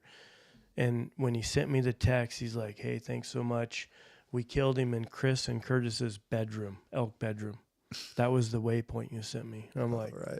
That's awesome. That's awesome, man. That's awesome. It's I see your point of view, man. I see your point of view, and it's kind of, I think it's the same thing with me. Like, I want to see my students do well. Right. I want to see my students do well, and I want them to surpass me. If that's what if that's the way they want to go, then dude, here's the keys. Like, this is how you do it. Like, go. Like, your success is my success, in the sense that that's where I get, like, that's where the juice is for me. Right. And your buddy, he did all the work. He went up there, he scouted. He was relentless. I mean, he kept sending me messages like, hey, what do you think? This is what I'm seeing, da, da, da, da. I had very little to do with it, but what was cool about it is he was so appreciative. And what I found out with helping, I probably help 15 guys on the training center every year, and that's being conservative for the last, what? It's been a long time, 15 man. years. Yeah, if not more. Well, I've hunted it 38 years, but helping other people, probably 10, 15 years, because I finally realized the state's probably never going to give me a tag. So I might as well just. So I might as well go out there and hunt with these guys. Well, and you're learning every time. There you go.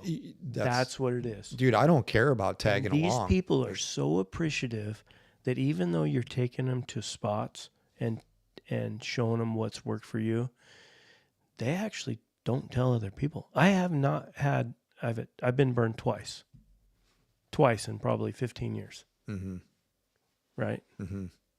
One of them's never going to do it again. I can guarantee you. Right. The other one, whatever. But everybody else is like, this guy didn't have to help me. Right? Yep. But we had so much fun.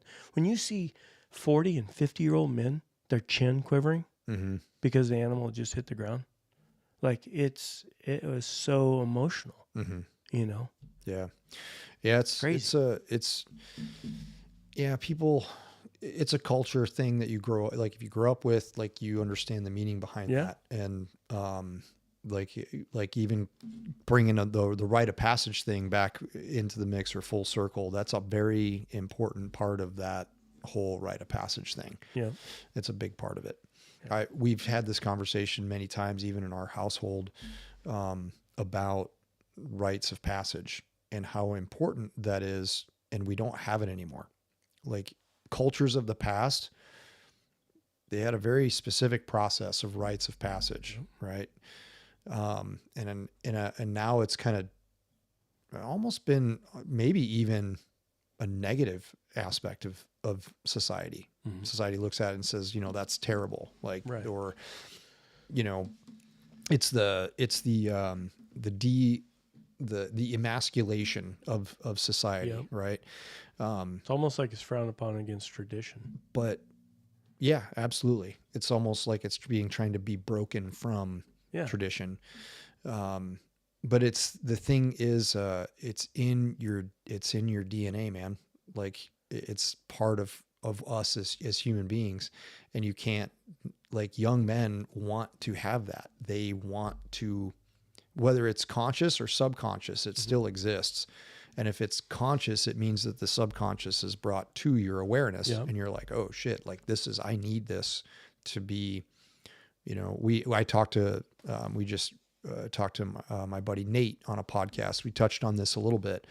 Young men need a challenge. They need force. They need pressure. They need that, but then they also need someone, who's navigated all that before them as a mentor and a guide to be like, okay, yeah, this is a super huge bummer right now. And however, I think we owe it to ourselves to make sure that other hunters treat other hunters ethically, right? I agree. If you see a guy stalking a buck, even though you've back on the glass and you see the buck, I do not like that guy that sabotages that hunt on purpose. Sure. Yeah, so that animal lives to see another day, so that maybe he could get a chance at it. Mm-hmm. We had that happen to us last year, and very few times. Maybe I'm naive. I think for most part, the hunters out there, they do the right thing, But it's competitive here in Washington. It certainly and it's is. easy to fall victim to it, and especially younger hunters. Mm-hmm. They don't know that. They haven't been there. They haven't felt the disappointment of someone else doing that, ruining a hunt. But maybe we need to just by talking about it now, maybe it helps somebody else go, you know what? They obviously spotted it before us. Right. They're already working in on the hunt. Yeah. Maybe play backup, go to another place, and if he messes something up, if the buck wins him, then hey, that's fair. Play game. backup. That's fair game on that. But no one's gonna be mad at you for that. But when you intentionally sabotage a hunt, that's not okay. That sucks. You didn't have the right mentor. You didn't have the right person. Good. You point. haven't been there. That's a good point. You haven't been disappointed. That's very true, man. For sure. Yeah. I mean, well, the whole rite of passage thing and just the outdoors in general, if it's done right, right, like what is right, but yeah, it's going to produce its own organic challenges. Mm-hmm. Like it's going to challenge you mentally, it's going to challenge you physically, and it's going to test, do you really want to be here? Mm-hmm. Do you really want to be sitting on this hillside right now? And it's not very comfortable outside. Like if you were home, you'd be like, you know what? I'm not going outside. I'm going to stay inside and I'm going to do whatever inside. Yeah. But, and then you got to ask, like, that's the only way that you're going to know that though, is by doing it, by having the experience and having someone guide you on that experience to say, okay, don't do anything stupid. Like don't do something stupid. Where I think now too, with navigation being so easily available and foolproof, GPS navigation, in your hands. Slippery slope though. They can get too far extended. Absolutely. Because they feel too comfortable. Bingo. And that's a thing where it's like you're seeing more people in the mountains, deeper in the mountains, because they have access to better equipment with the internet and social media. And they also have the ability to be more confident in their ability to navigate. I mean, it's one thing to walk a trail up to the head of a basin. It's like you can't miss the end of the trail, right? And then you're just going to go find someplace there. But more complex routes where, okay, I'm going to get above the tree line. I'm going to cruise above the tree line because it's easier walking and moving. And the only way you're going to know that is to have the experience to do that and go push the boundaries. Real quick, 2-minute story. Back up there where you shot your buck. Yeah. We pushed out where we saw the bear with the handgun. I remember this. Yes. When we went up through those rocks. You made some very, because of our confidence in our abilities. Yeah. And there was 3 of us, right? We figured strength in numbers. We all had backcountry experience. I made a shot, 902-yard shot on a buck, 843 with the down angle. Never forget it. But once again, below a rim rock, geography, barrier, we decided we were going to push in there knowing that a storm was coming in. But September 16th, I mean, probably not going to, but it's going to be a rainstorm, right? So you think. We had no idea Yeah. that the end result was probably 10 hours later getting back to base camp, purposely filling Mountain House meals and putting them in the sleeping bags as heating units. Ended up in the Wenatchee Hospital with one guy with IVs for dehydration, me getting my toenails drilled out for frostbite, and another one we have no idea what was happening to Brandon. He was just not feeling good. And so the overexposure, horrible thing that could have ended Very badly. very badly. Yeah, for sure. Only because we just felt comfortable with, oh, we're good. We're always up here. You know, we'll push out. Yeah. And you can get yourself into some real Horrible. Yeah. I think where I learned that was mountaineering, because that is another environment where it's even worse than that shit. Like that environment up there wants to kill you. Yeah. Like everything is trying to kill you. And I'm not going to lie. I have done a lot less backcountry stuff in the last 5-6 years. Not because I'm scared of that situation, but it really, I'm 53 now. You start thinking about things a little differently. Yeah, for sure. Yeah. Like the self-preservation is, it's much stronger at this point in time in life, because you do know your limits and you've been in those situations that will identify your limits. Yeah. Oh man. I mean, like same thing I was telling my stepson's a story the other night of shooting a buck up in the high country, not wanting to come back up here for all of my camp shit. So I'm like, oh, I'm going to try and take it all. I'm going to try to take it all. So I'm going to put 146 pounds of shit on my back. 99% of the time, we always make that decision. Well, let's make one trip. Let's make one brutal trip. Yeah, exactly. You get out-itis, right? You're convinced. You're like, I got to get this meat out right now. It's going to go bad. And it's not going to go bad. Everything's going to be fine. But then the determination kicks in. Yeah. But when I look at it, okay, fine. If I'm going to put that kind of weight on my back and walk out on a trail, no problem, right? Fair enough. People do that all the time. This was dumb. This was not smart. This was double black diamond, steep slopes. And you're just grabbing No, it's all open. And pulling yourself up? It's all open. Oh. It's all open hillsides. I'm above the trees, right? And I'm on those little kind of goat trail, switchy backy. So now you have loose footing. Oh my gosh, man. And I've got trekking poles, and it's not even going through my mind that if you take one wrong step here, you're going to turn into a giant basketball. 100%. And you're going to go until you stop. Yep. Like you're not getting a pack off. Like you can only hope that you're going to get hung up by something and not break something in your body too severely, because that will happen. And that was even silly of me then, because I've had a lot of mountaineering experience up to that point. That made me comfortable enough to make that decision to say, I could probably make this. I could probably pull this off. Pushing the limits. I'm pushing the limits, and I'm by myself. Yep. And so those are those instances where, would I do that nowadays? No way. Yep. I would not do that. And even if I could physically do it, it's just not smart. It's not a smart thing to do. And you got to look back on it and go, sometimes I look back on it, it makes my stomach turn a little bit, because I know what would happen. Do you ever watch that hunt that Brian and Ryan Lampers did with the tar? No. I think it was New Zealand or something like that. Oh, it's crazy. That's crazy country. That's monstrous. Like what they did for an animal and the way they pushed the limits. It was like, oh my goodness. Now, granted, they're both very, very next level, competent backcountry guys. Mm-hmm. But what they did on that tar hunt, maybe the camera made it look steeper. I don't know. Yeah. I was like, all right, you guys are out of control now. I did see, I don't know if I told you, but I did end up seeing 2 Himalayan tahr when I was in the Himalayas. Really? Yeah, on our way up to we were on our way up to Namche Bazaar, which was like a one of our main stopping points along the route. And I remember looking across the Kumbh River. We were going across one of those giant suspension bridges. That country is like, it's just insane, right?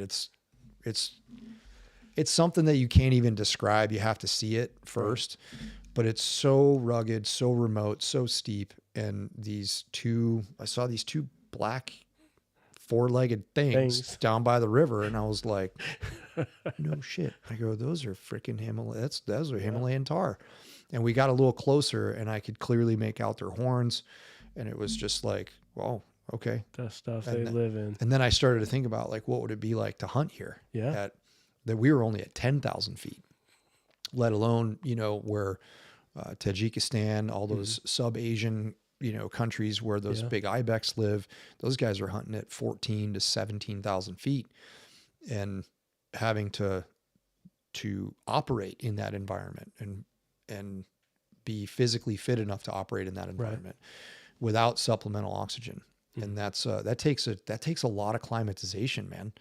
Because when we did our trip you didn't know firsthand when you did your jump. Oh man, it wasn't even that. It was just afterwards being part of the drop zone crew and saying, there's a big difference between 12,000 feet and 15,500 feet. Yep. And if all you're doing is getting in a helicopter and flying 10 minutes up the valley, that's not enough. It's not even remotely close to being enough. And then doing it again and making another jump from 15.5 to 18.5. I was altitude sick. I was experiencing it, and it was like, dude, I couldn't imagine hunting in this feeling that like this. Yeah. You're not doing shit. My first trip to Colorado with Taco, nothing but headaches the first 3 days. Oh man, it was brutal. Yeah, that's and we're trying to stock some legendary mule deer, and like all I want to do is, crawl pop more pills. Right. Yeah. What altitude were you guys at up there? I think most of our stuff was around between 10 and 11. But the thing is we just weren't acclimated. Well, and even then, what I learned from talking to the doctors, we had a doctor on our team on that trip, and it doesn't matter if your body is if it says no, because some people will get altitude sick at 8,000 feet. Yeah. So it's not necessarily like how high you are. Yeah. It's more along the lines like your body's physiology and whether or not it's going to tolerate it. I mean, here we are living at what, 800, 900 foot? You might be a little higher. Yeah, right here I'm at like 16. Okay. Yeah. So that's 800-900 is where I'm at. Yep. And then the range is at 22. So it's all of those learning experiences give you the confidence to be able to say, like, I'm fairly confident in the fact that like I need more experience in the jungle. I haven't done a whole lot of jungle stuff. That would probably be the only environment that I would be apprehensive about dealing with. Heck yeah. But everything else, I'm pretty comfortable, pretty straightforward. I'm like, okay, well, this region or this geographic region requires these types of awarenesses or, doing this, doing that, or navigating. Like we're spoiled here. We don't need to walk azimuths. Right. We're really spoiled unless you could get into a big wide, drainage at the bottom of a drainage and in old growth timber and you can't really see much. You're either walking upstream or downstream, know, but if you actually had to find a point in there, you gotta learn how to walk an azimuth. Right. Yep. Or if you didn't have a GPS anyways. Right. But like on the East Coast, navigating on the East Coast, that's a whole different ball of wax, man. That's a whole different game. It's like a jungle. Well, you can't, there's no relief. I mean, if the relief is there, it's masked by the trees. Gotcha. Because you can't, like Quantico, right? Yeah. Navigating on Quantico, you have to learn how to walk an azimuth and have a pace count and understand what an attack point is and how to. Were you a ninja navigator? I enjoyed it. I did enjoy it, man. Remember, did they have that same label?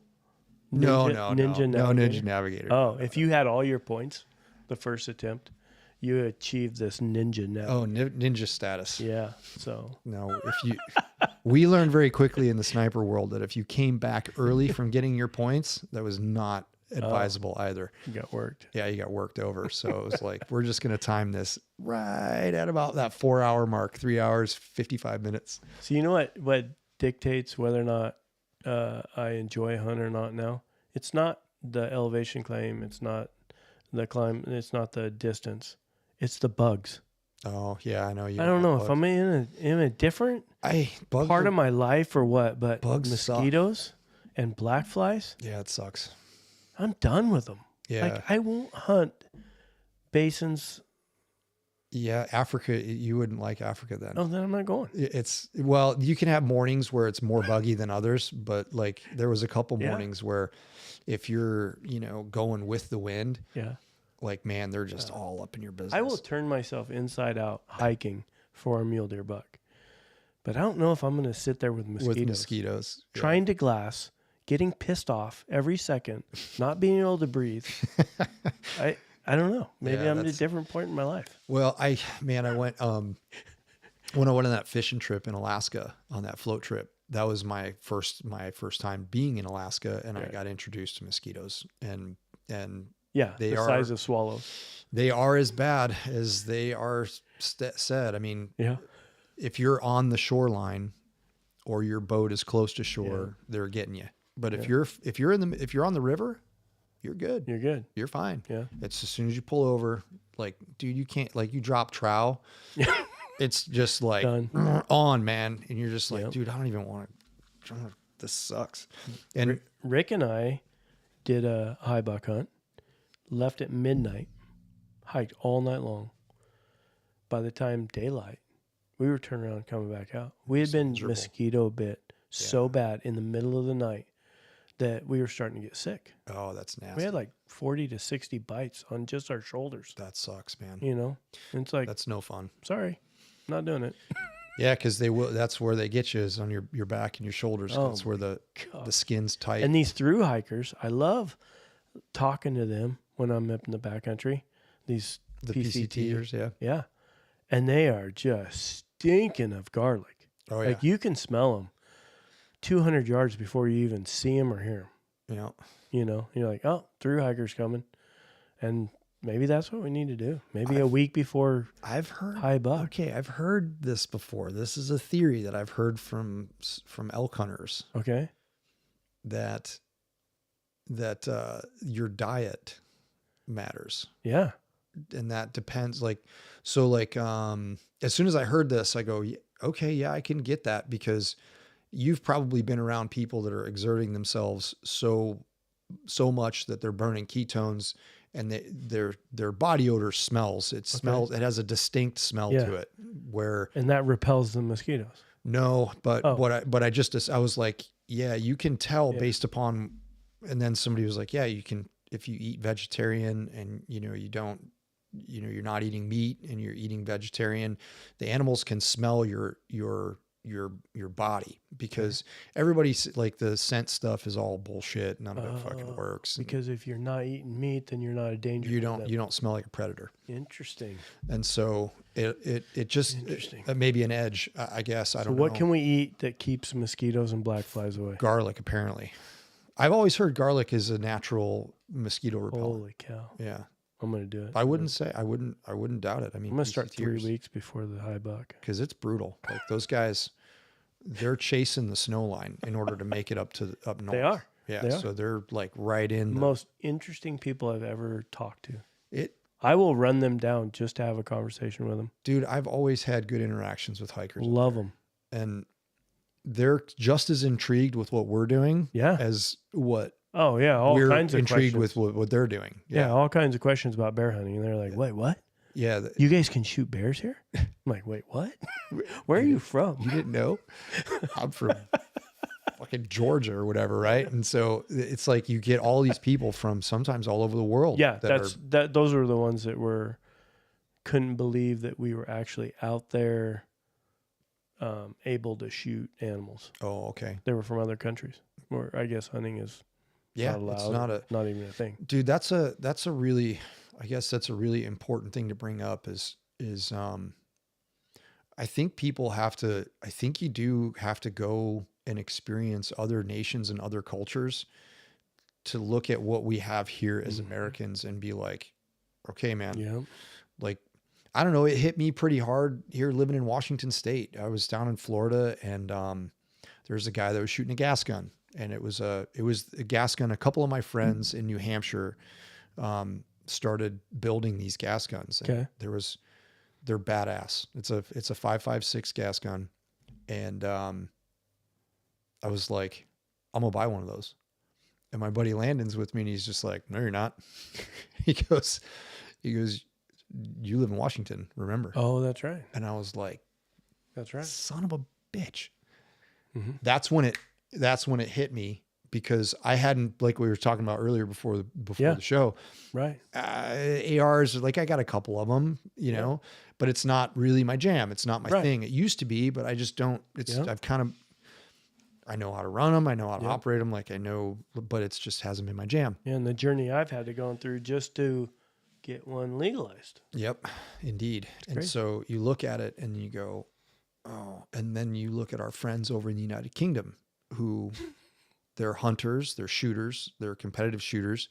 They have they literally have restrictions on how much ammunition they can possess at any one point in time. Crazy. And if you're a hunter, it's like 150 rounds. Right. And you'll be lucky as a precision rifle competitor to petition for your ability to have 500 rounds at a time on you, because, you know, we'll shoot 250 in a weekend. Yep. And I'll probably shoot about another 50. Well, look at what Nevada had to deal with just crossing the border. Yep. Indeed. It's pretty wild. Yeah. So it's like, you got to have that experience to go, yeah, we're like, this is pretty legit. Yeah. You know, the freedoms that we have here and what we have the ability to do. And, but then when you're in a situation like this, where it's like this particular state, and one of the things that we never do here at Modern Day Sniper, we don't ever get involved in politics. Right. We like, whatever it is, what it is. And there's people out there that'll be like, you need to, use your platform to do the thing. And it's just like, I don't really have to do shit. Right. I don't. I have my own views, and everybody pretty much knows what that is, but we're not going to like use this to politicize anything, but it sucked. It sucked to be able to go, oh shit, that affects me now. Mm-hmm. And that's usually what it takes for somebody to go, right. Okay, well, you're not doing anything about it, right? You're not going to cause change from within. So what's your other option? Right. Go someplace else. Yep. Right. And that's reality. That is reality. It's just like somebody that complains about their job, right? Exactly. Hey, you don't like it, move. Yeah.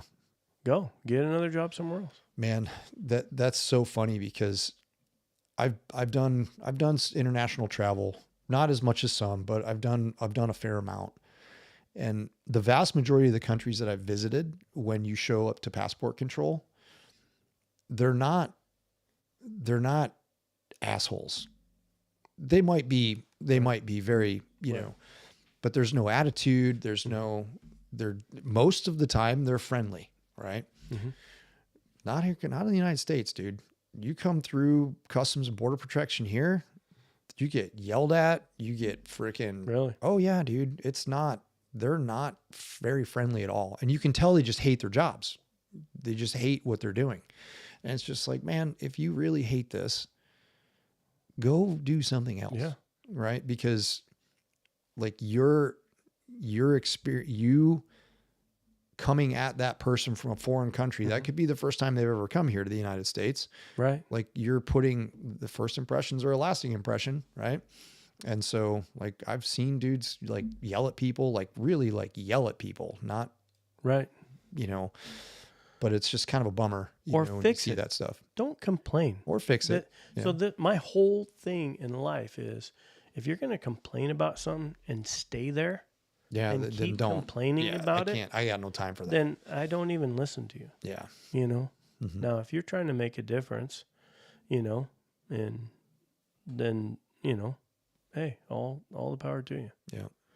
I mean, I want to extend a personal thanks to you for being a listener and a follower of the Modern Day Sniper podcast. We appreciate every single one of you guys. And without you, we would not be where we're at today. If you guys enjoy the show, if you like the show, cruise on over to any of the podcast outlets that you're listening to this show on and leave us a comment. We read every single one of them. We want to hear what you guys have to say, because your input is going to help us develop better content, the stuff that you want to listen to. Again, we thank you very much. We appreciate you guys for listening and following. Leave a comment. We'd love to hear from you. And without further ado, let's get back to the show. When are we going to go burn some powder? well, I'll send you my days off. All right. For real. Let's do that. No, I'm serious. Send me your days off. We'll go. You are a very busy person. I am a very busy person. I'm a very busy person. So I will send you my schedule on a format that you can just pick and choose whatever days. Oh, do you have like a little calendar thing? I do. Oh, fantastic. Yeah. Yeah. Yeah, I just have the little shift calendar. Can I make an appointment? Yep. All right. Absolutely.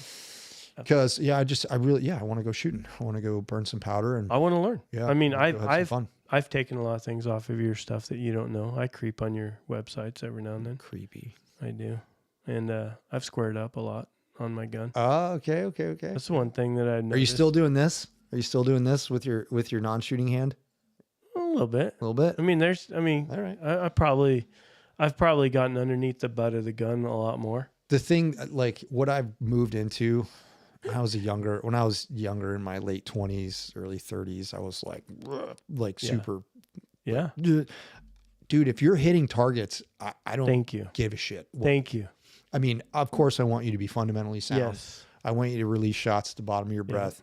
I want you to have good trigger control. Yeah. I want you to have a natural point of aim. But like how you do it, I don't really give a shit. As long as it's not counterproductive.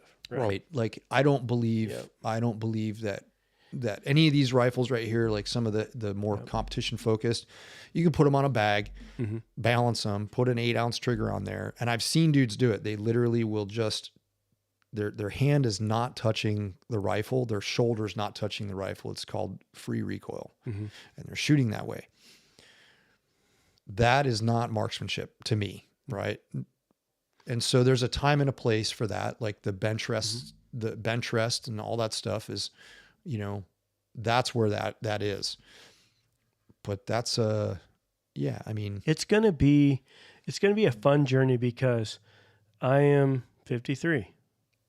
I have done things the same way. Dude, and so when I teach shooters, right, at work, I like the female shooters that have never shot a gun before. Yep, they're easy to teach. Or somebody that had a job at an espresso stand or something like that. Mm-hmm. They're awesome. They're easy to teach. They absorb it. They suck it up.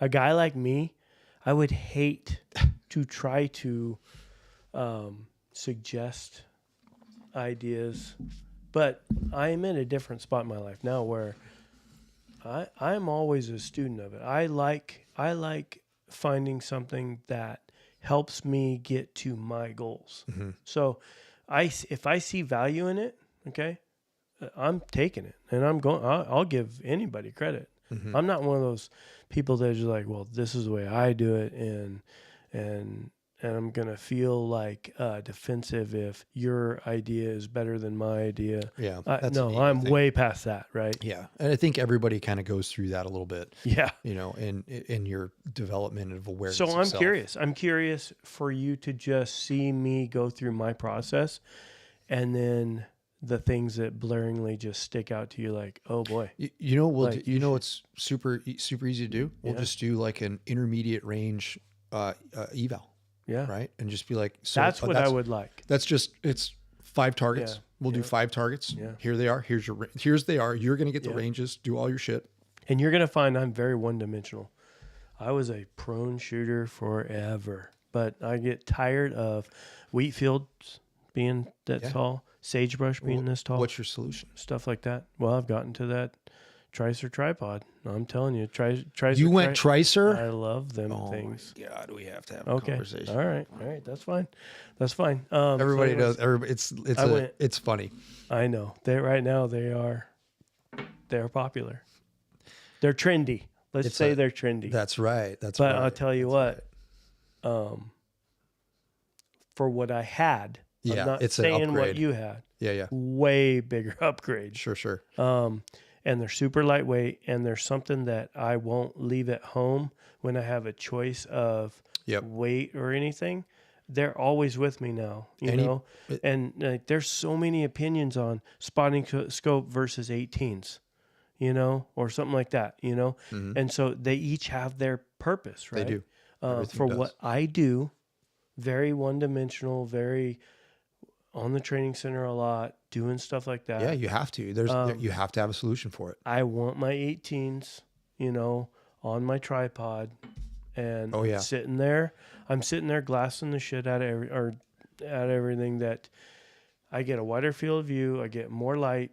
I can't see detail like a spotting scope, but I can usually pick up things quickly. Absolutely. 18X is love my 18s, right? 18s. I've got a set of SLC 15s that I love. They're fantastic. And so what's cool about that is I incorporated it in my system to where now, boom, I see a buck. He's something worth going after. We go there. The binos go in the backpack. Rifle goes on the ARCA. Okay. Now I'm tripod shooting my trekking pole in the back. Okay. All right. Or I'm prone. If I can get prone, I'm going prone. Always, man. And that's like, and even all of the upper echelon competitors, like if they can do it, they're going to go, right? It's like, that's just common sense. Yep. And then of course, you know, I still shoot a short action rifle. Mm-hmm. I as well as you, I think you hunt with a 7 Saw still. Yeah. I have a 7 PRC that I'm learning, and I do enjoy that. It's a great. Oh, is this the short? Sherman short. Yeah, the Sherman short. 7 Sherman short. So the reason I went with that, just I had short action, right? Lightweight rifle, but I love seeing my impacts because I don't always have the ability of having a spotter. Yep. Right. Ran an EC tuner break, you know, because. What up, Eric? I know, man, that guy, love him to death. Gotta shoot my shot there. So, and now you're a total disciple. You're a total Cortina disciple. Well, the reason being is that tuner break, I don't have the seating depth ability coming out of a detachable magazine that some people do with other cartridges, right? And so being able to tune that, I mean, everybody's got their opinions. Some people say, it doesn't make a single bit of difference. Yep. I've seen it. Yep, I've seen the groups tighten up. I've seen them go away. And so it's really nice, right? And the thing about this is it's hard for me to understand these other cartridges shooting 7mm bullets with 10 grains more powder. I'm not going to say what they are. I'm just going to say 10 grains more powder and 70 feet per second less velocity. Now, velocity is not king. Accuracy is always king, right? Mm-hmm. But if I can have accuracy and have more energy, right, and less wind drift, I'm going to take it. Yep, absolutely. And so I have pushed this to 3,100 feet per second with a 175. Savage. It's stepping on it, but I don't do that. I'm back down 3,016, somewhere in there. I can feel the rifle, the ping is what we're calling it. Yeah. I don't know if there's another. No, keep talking. I want to hear. I want to hear this explanation. We feel a rifle. Rick and Taco and I, when we're shooting rifles and we're doing, and I do the optimal charge weight like you taught me. Mm-hmm. Unbelievable. So much quicker. Finding that accuracy node, finding that thing where you're adding powder and not increasing velocity. That's obviously an accuracy node somewhere in there, right? And then working from there, right? But when you feel that rifle recoil and that ping of the vibration of the barrel, or that feeling, you know, when you hit a golf ball with a club and you hit it pure, you just connect to it. It's not vibrating. It's not doing anything.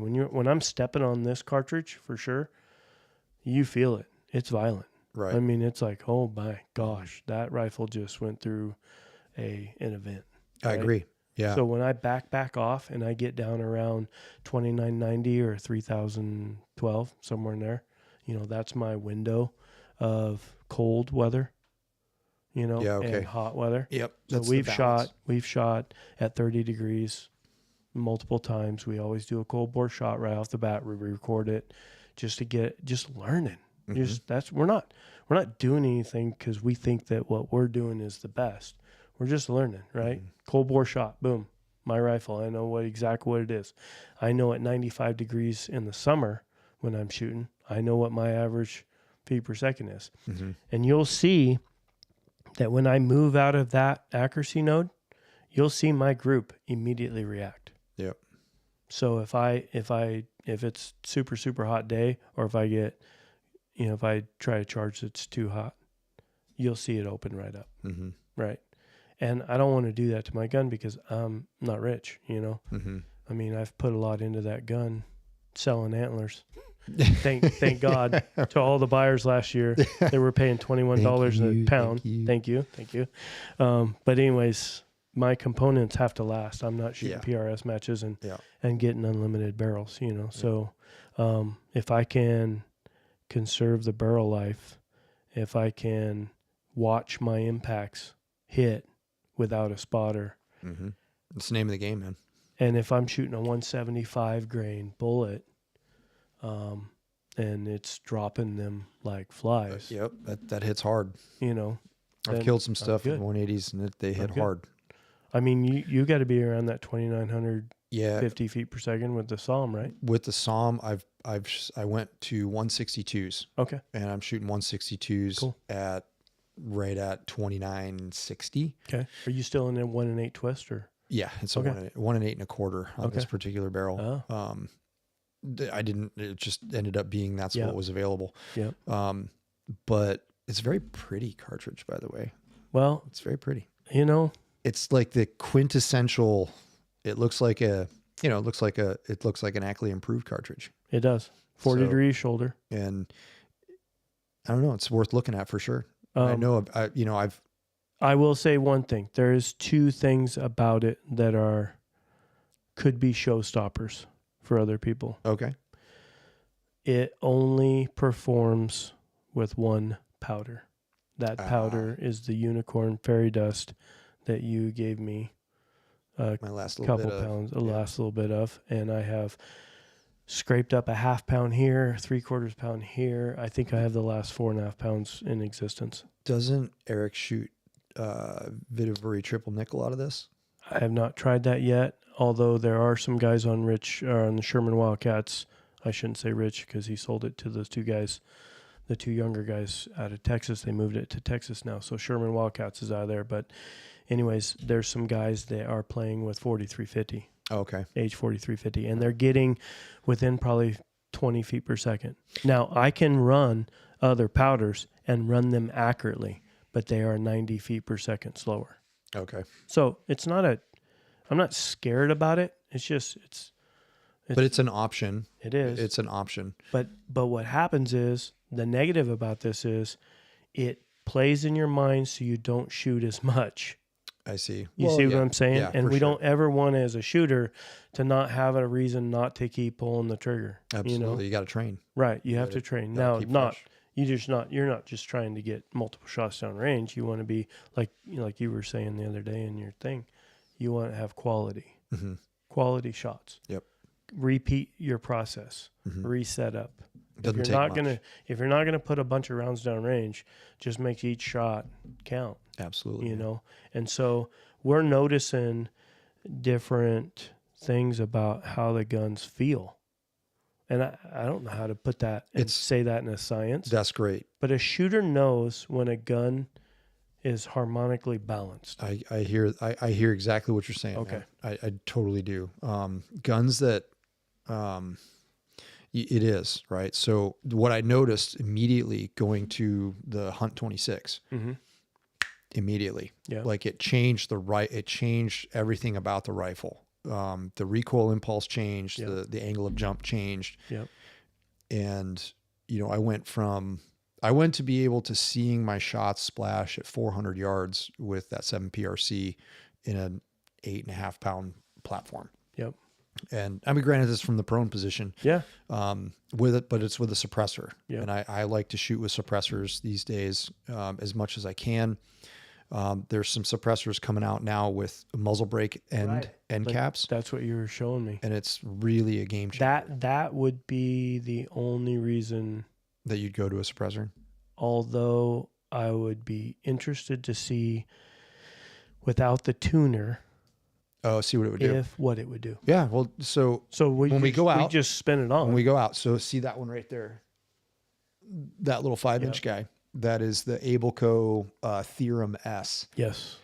And you texted me that, and it's badass, man. Okay. It's badass. It would be interesting to see if my gun with this load and that, see what it does with Canon. See what it does. Yeah, we can always try that. Yeah, Absolutely. I mean that's what I did with Salmon River Solutions.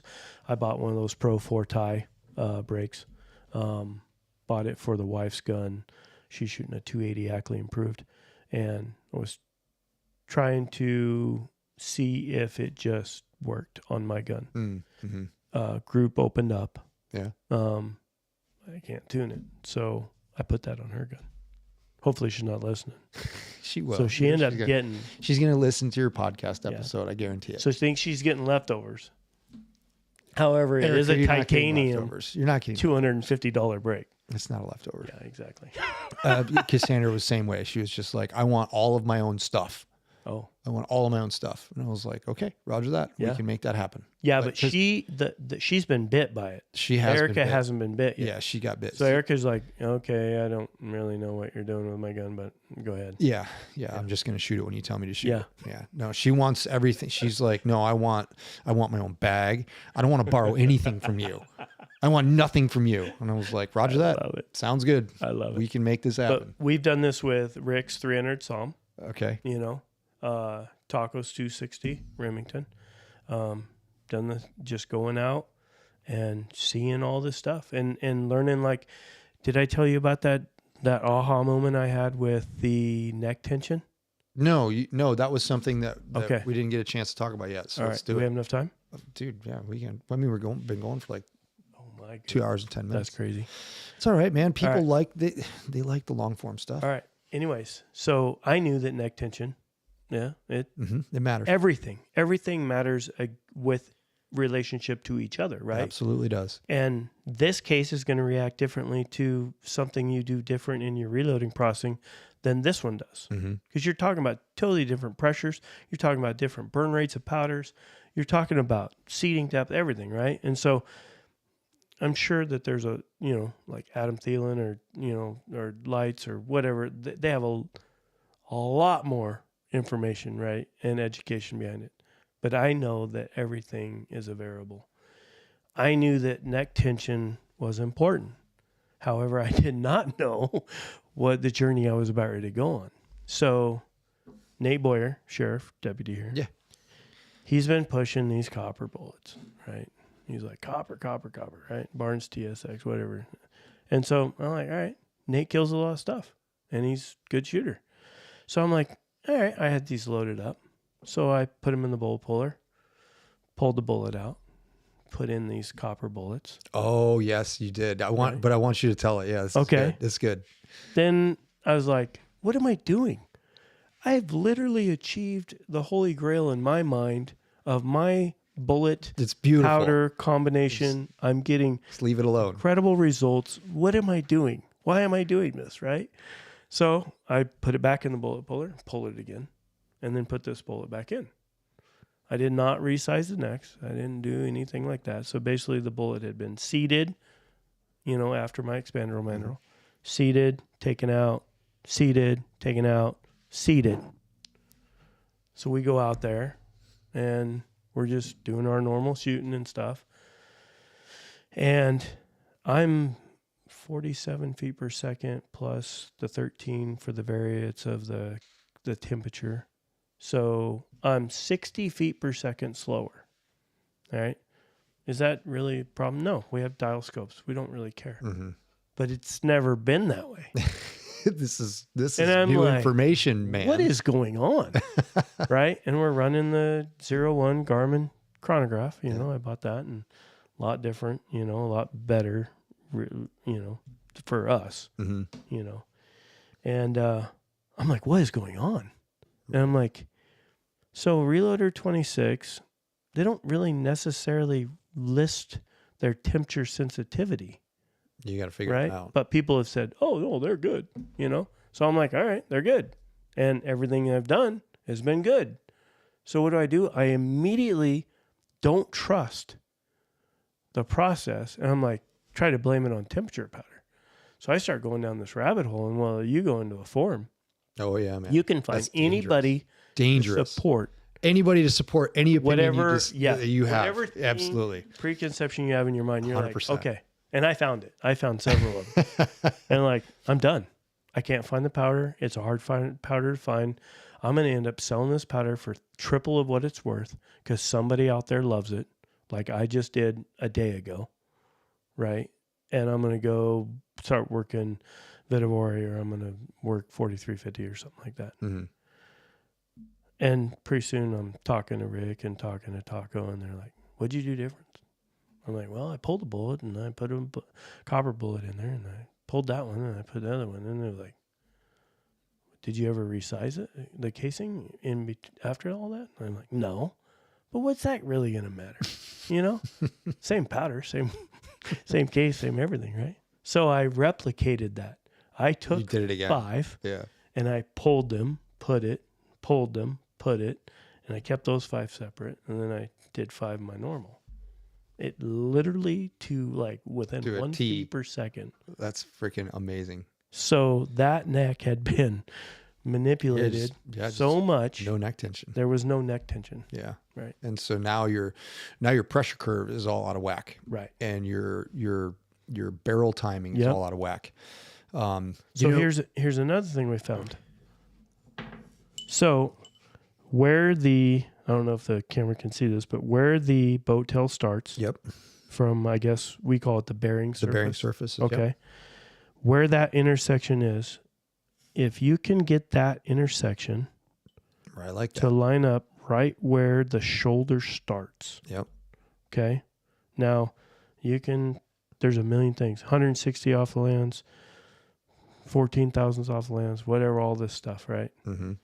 We're finding that the best accuracy, and it's just what's the word for it? Maybe a datum point, a starting point. For some reason, it happens to be later on. We're not doing that on purpose, but later on, we're finding out that's the consistent trend. That is the consistent trend, mm-hmm. And it's also for hunting applications given us the most velocity with accuracy. Right, accuracy is always. I would hate for somebody to be watching this to hear me say velocity a lot, because I'm not a velocity guy. I'm not. You're just using that as a metric. I want velocity as long as I have my accuracy. Agreed. Right, for hunting. Yep, agreed. You know, PRS or something like that. I'm sure those guys just. No. They don't even care about. Oh, they do. Well, because wind drift. Well, yeah. So, like the average, like I can tell you right now, like the cartridge or charge is, or the end velocity, it's about, everybody's shooting a 6mm 105 grain bullet right at about 2,820 feet a second. Mm-hmm. There you go. That's it. Coming from a 6mm dasher. Right.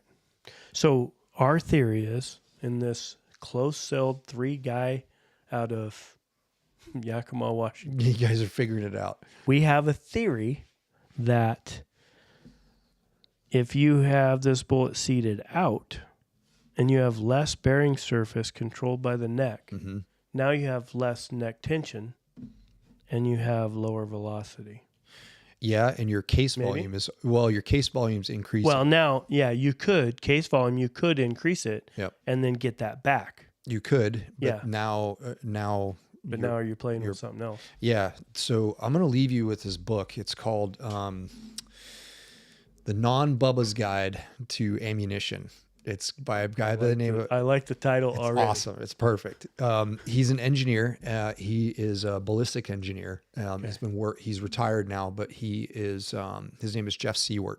Okay. And he's through all of his testing, and the testing is universally larger sample sizes, right? A 3 or 5 shot group's not really going to truly tell you what's going on. Right. You need to shoot a bigger sample size. This sample size thing is a hot topic right now. Oh, it's a very hot topic. It's been like Hornady started to come out with it, and reasonably so, right? Absolutely. Yeah, I completely understand. But the bottom line is we can't put that much fair enough. rounds through a Fair enough. And not even like through a hunting barrel. Not even a a professional or, semi-professional competitive shooter. By the time you get it figured out, well, then you can shoot 2 matches and you're rebarreling. yeah, you got to rebarrel. Yeah. So barrels are a big thing. Right. And so like one of my buds is like, he was like, I won't shoot a barrel. Like I won't use a barrel for a match, as a match barrel, unless if it's a brand new reamer, it needs 2 chambers or 3 chambers cut on it before I'll do it. Interesting. And I haven't so, heard that one yet. So it's like the nuances of these things, and these guys they're doing the exact same thing that you're doing. It's like, hey, I'm seeing this result. Yeah. But what Jeff did was he compiled this book of really technical engineer data, right? But kind of made it, I mean, there's definitely some parts of it where I'm just like, bro, I just can't math right now. It's hurting me. But, the graphics and the explanation of the graphics and the vast majority of it I can consume and understand. And he said that there's 2 things that lead to or affect dispersion in a rifle. Okay. It's 2 things. He said it's the bullet interaction with the rifling. Okay. Or basically the forcing cone. Correct. Right after the free bore, and barrel pointing. Okay. And powder, the type of powder and the burn rate that you're using and how it influences the pressure curve directly contributes to those 2 things. Okay. And so he said, if you have a certain bullet that you want to shoot, seating depth with modern chambers and modern forcing cone angles, that everybody is now finding that seating depth is no longer a real thing, in the sense of, I've heard this. Yeah, that it's I not even really argued with a really good friend of mine that's, that says, don't worry about it. Exactly. And so what I've noticed as well is if I'm seating bullets if I'm using a Hornady manual, everybody knows that I shoot Hornady bullets, right? If I seat those bullets at the book cartridge overall length, and then I figure out what I'll use the a bushing. SAMI spec or whatever. Yeah, it's this cartridge overall length, right? So from plat to base. But then I'll always, once I measure that, then I figure out what the ogive to base is. And that's how I set my dies up and all that stuff. But the accuracy is right there. It's right there. And if I want to change accuracy with that seating depth, you manipulate the powder charge. And by manipulating the powder charge, going up and down a half a grain, or you will Small. Immediately see Yep. 5/10, like a half of a grain. Oh, half a grain. Yeah, 5/10. So I will immediately see an accuracy change or a dispersion change.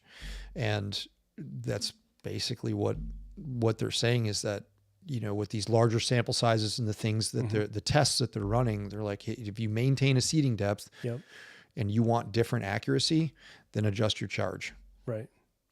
But if you're adjusting your charge, you're also adjusting case volume, or if you're adjusting seating depth, you're also adjusting case volume at the same time, because in order for you to get a seating depth that's meaningful in the larger sample size thought process, it has to be a big seating depth adjustment. So much so that it's going to cause not an imbalance, but a difference in case volume. And so it's a very real thing, because modern chamber reamers with modern cartridge design, that's why these companies are doing this, because they're trying to optimize everything and make everything easier for everyone. Mm-hmm. The days of shooting VLD bullets and pulling your freaking hair out and literally watching your rifle come out of tune before your eyes, knowing what the hell you have to go do to fix this shit. Mm-hmm. And you know that it's fixable, but you're just like, dude, I don't want to do this. Well, my 300 WSM, I wanted to find somebody I didn't like and give them that gun. Give them the gun and just be like, here. It was horrible. Like, well, I went through 2 years of just struggle. Horrible. And I finally found one combination that gave me, like, you know, when people call it a gun, a 3/4 minute gun, you know, I mean, what really is 3/4 minute gun, but it was under an inch. Mm-hmm. And I'm like, you know what? I'm done. Yep. I'm not going to do it anymore. Yeah. And absolutely.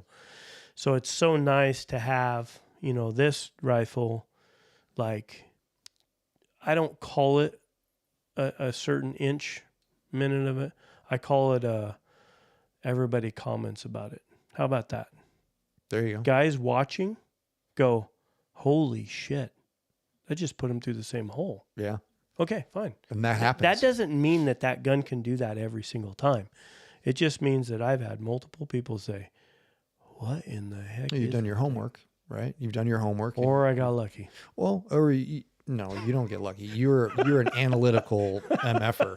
Like you like to dive in, and that's cool. And that's a small sample size too, with the 300 SAUM, the 7 Sherman Short, and the 260 Remington. That's just our little close group of guys that are figuring out. Maybe that relationship of that boat tail and that neck begin. Maybe that has nothing to do with the 375. Maybe that's not as important with the 300 Win Mag. That is something that is also been discovered. Oh, really? Yeah. And so it's not us thing? I'm sorry. Really? We're not like pioneers. Well, I wouldn't say. I'm not gonna piss in your Wheaties. Right? I'm not here to do that. When you see like a 143 or like a 140 ELDM loaded at the recommended factory code, it's right there. It's right there. Yeah. And so Scott Satterley is also one of those. He noticed that several years ago, and a lot he of was his just stuff. like, you know, it's I think what we do is we mess with stuff, and as we're trying to figure it out, we drift away from, and then you come back to. There was one of the students that asked me a question. He's like, have you ever had a piece of gear or a setup that you know works, like you know it works, but then you're going to try something new, but then when you try something new, you come back and you're just like facepalm yourself. You're like, why did I do that? Yep. I feel like this whole reloading thing is like a big circle. Yep. And now as it's coming back around, it's like your dad, you were telling me about your dad, like not even measuring powder charges with 308s and stuff. And it's scary. It's scary, right? But then you're just like, well, the thing shoots and he's doing the thing with it. Old powder dispenser. Yeah. Right. Like that Harrell's right there. Yeah. He would set that, maybe measure the first two, weigh the first just two, go and for then it. just send it. It's a technique, right? If you throw the handle the wrong way, you'll get a charge that's like way off by like maybe a grain or so. But you can throw them if you do that. If you use that Harrell's the right way, and he was even using like the old school RCBS charge rock thrower. chucker. Yeah, and you're just like he doesn't still even has measure it. powder. He just puts his shit in there, and all the bullets go where they're supposed to. It is absolutely something to watch. Simplicity is. I mean, I think it really does come back down to just simplicity. But you need dudes like that. Like you need dudes like Eric that are going to say, you know, I'm going to mess around with this. I'm going to see this. Like, that's one thing I want you to call him since you have his number or whatever. I want to know why he went away from the Sherman Short. All right. I want to know why. Well, you know what? We'll have him on the podcast. There you go, Eric. Hey, because I know he was like PRCW. Yeah. And then the Prick W. Yeah, and the Shahane, and I mean he's a tinkerer. Yeah. Like that's just, I think that's there's some people out there that are just like, yeah. Because once you, like now you've elevated your knowledge with that particular cartridge. Yeah. You're going to, like, let's just say you're just like, okay, well, I'm going to try a 7mm Shahane. Yeah. You're going to be armed with so much more information Yep. and foresight Right. that you're going to anticipate things, and you're going to be like, no, I already know where I'm going to start. I'm going to Yep. start here. This is it. And I'm going to establish a baseline with these variables.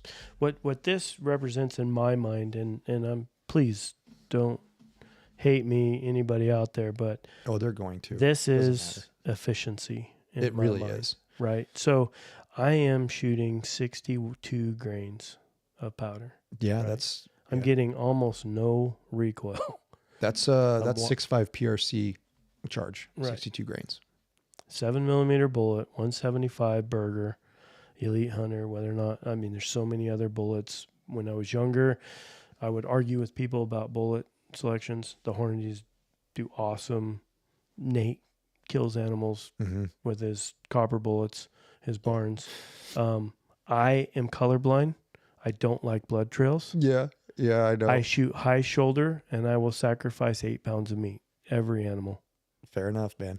because they drop in their tracks. Yeah, I don't like things getting away, yeah. and then I can't track them, That's very true, man. and then even if they're completely fatally hit, they may get in the brush or the slide alder, they may get 50 yards away. Can't see him. And then we can't see them. Yep. So that's my bullet selection. I mean, it's not taken away from the fact that Burger's still a very aerodynamic, Oh, absolutely. very accurate bullet. Yep. Right. But I would shoot a Hornady all day long. This bullet is designed to absolutely come apart.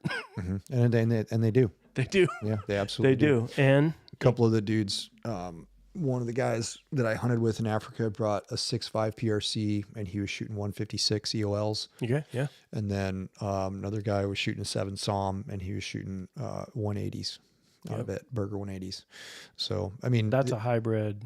yeah, the 180 Okay, hybrids. yeah, yeah. Brief interruption here before we get to the show, or maybe you're watching the show right now. I wanted to take a minute to talk to you guys about some of our upcoming in-person classes that we've got here at Modern Day Sniper for 2025. So the first round of classes that I want to talk to you guys about, and we have a couple of slots left over, and you're going to want to make sure that if there's any training class that you want to come out to and shoot with us for a few days, take a look at our Nail Spring Ranch venue. It is truly world-class with both lodging, the food that you're going to eat, as well as the ranges that we're going to shoot on. Located in Bonanza, Oregon, in the vicinity of Klamath Falls, the amount of effort that the Nail Spring Ranch has put into this place is nothing short of fantastic, and you're going to have an awesome all-inclusive experience with us down there. All of your meals and lodging is taken care of with the total cost of the course, and for what you get, you simply can't beat it from a cost standpoint. You're going to be eating 5-star meals, staying in 5-star accommodations, and like I said, shooting on a world-class facility in Southern Oregon, where it's going to be challenging conditions for both our introductory level students and our skills clinic students in the month of July, and then we're going to be back there in October for another intro class and then a hunting skills clinic. So that'll be a great opportunity for you guys to come out and train with us if that's kind of your jam of that all-inclusive experience. And at the end of the days, you don't have to drive anywhere. You can just wrap up your day after dinner, and everybody's just going to have a chance to have some fellowship and have some good conversations. There's all kinds of things to do at the ranch. And if you're lucky, the owner will take you up in his airplane and give you a bird's eye view of all of the local area. So we got Nail Spring Ranch. And then in November, we have our Pig River venue. We absolutely love going there. I love training at Pig River. It's a fantastic place to shoot. Josh Bandy is awesome at making sure that everybody has a great time there with his facility. So something that we're going to change up this year at Pig River, we're trying to make our classes more of an experience for our customers and our shooters. Not necessarily just your run-of-the-mill, hey, we're going to show up and we're going to shoot, and then everybody's going to go do their own thing. This year, we're going to have that event for both our intro class and our skills progression class. We're going to have that catered for both breakfast and lunch. And we're also going to have one evening of each of those classes where we're going to have dinner cooked out at the range catered as well. And it's going to be more along the lines of, fellowship and community and getting everybody together at the end of the day to talk about whatever it is they want to talk about. The catering is going to be second to none. The food that we're using is all home cooked, and it's fantastic. On the plus side of that, if you are a United States Marine, we're going to be at Pig River for the United States Marine Corps 250th birthday. And that's a big deal for us. And so while we're there, we're also going to be celebrating the Marine Corps birthday, and we're going to have our traditional cake cutting ceremony and reading of General John A. Lejeune's birthday message, as well as the message from the Commandant. If you are a United States Marine and you want to come out and train with us, or you're already enrolled in the course, we're going to have those shenanigans happening for our birthday on November 10th. So we hope to see you guys down at Pig River. We got some slots left for that class as well, or those two classes. So make sure if you're on the East Coast, come see us.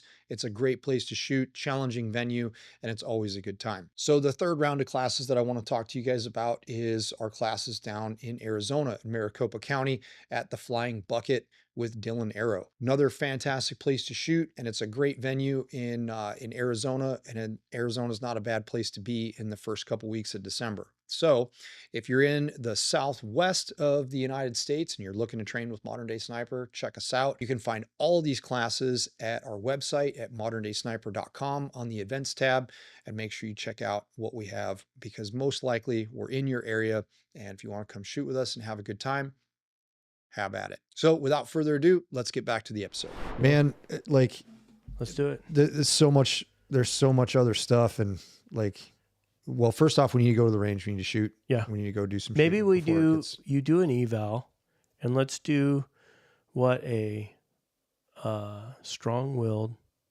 hard-headed guy that's figured out himself, and then we label that the next podcast. All right. Yeah. What can we help this hard-headed guy with? Or maybe we don't help at all, and we're just like, oh shit, man. No. No, you start feeling that way, then you're never gonna. No, I'm just joking. Always a student. I'm just right? joking. Always Absolutely. a student. It's I'm curious. I want to see how it all shakes out, and it'll be target 700 yards and in. Okay. And there'll be 2 MOA. That's perfect. That's it. Whatever that means. No, I know. Yeah. You know what I mean. But you have to use MOA. You can't do that mill thing. 2 MOA is 6/10. Okay, whatever. The whole world hates MOA. That's my theory. I don't think that could also be another topic for another podcast. I mean, let's see. Yeah. We're at 2.5 hours. Yeah. So, Stop. there's a lot of information out there, and it's good to talk about the stuff. And I think it would be a lot of fun. I think it'd be a lot of fun to get you exposed to an NRL hunter match. Yeah. Just know that I don't have time for another hobby. Oh, I get it. But it's at least go But I would love experience to it go. once. Go experience it once and see for yourself. And I think that you would really enjoy it. Maybe we challenge Eric. Remember we talked about this. Oh, Maybe we challenge him to an NRL match. okay. Because I know that he was always wanting to take different aspects of each game to Yeah. make himself a better shooter. Yeah, let's do it. All right. Well, I got to talk to him already about the Shaheen and the PRC. Yeah, why he and went all that away stuff. from the Sherman Short. Yeah. And then I'll ask him and be like, yo, let's do an NRL hunter match. Perfect. It'd be fun. Perfect. Yeah. I watched him do his blackjack challenge Yep, today. yeah. Yeah. Oh, with the need more? Yeah. The need more too? With his need more. He's a funny guy. Hey, he was on that ethical hunter chart. He was literally hitting the edge all the way around. Yep. I'd take those shots any day. Of course, man. I did. I sent him a message and I was like, dude, all of those shots that I'm seeing, Yeah. most of them would kill the shit out of that deer. Oh, send it. Yeah, absolutely. So, All man, right, this cool. was a ton of fun, dude. It was. This was a lot of I'm fun. glad we did it. Me Thanks too. for inviting me. It's been something we've been trying to do for a while. So Long overdue. yeah, it is, man. Well, that was a lot. That was a good time. All right, buddy. We'll see you.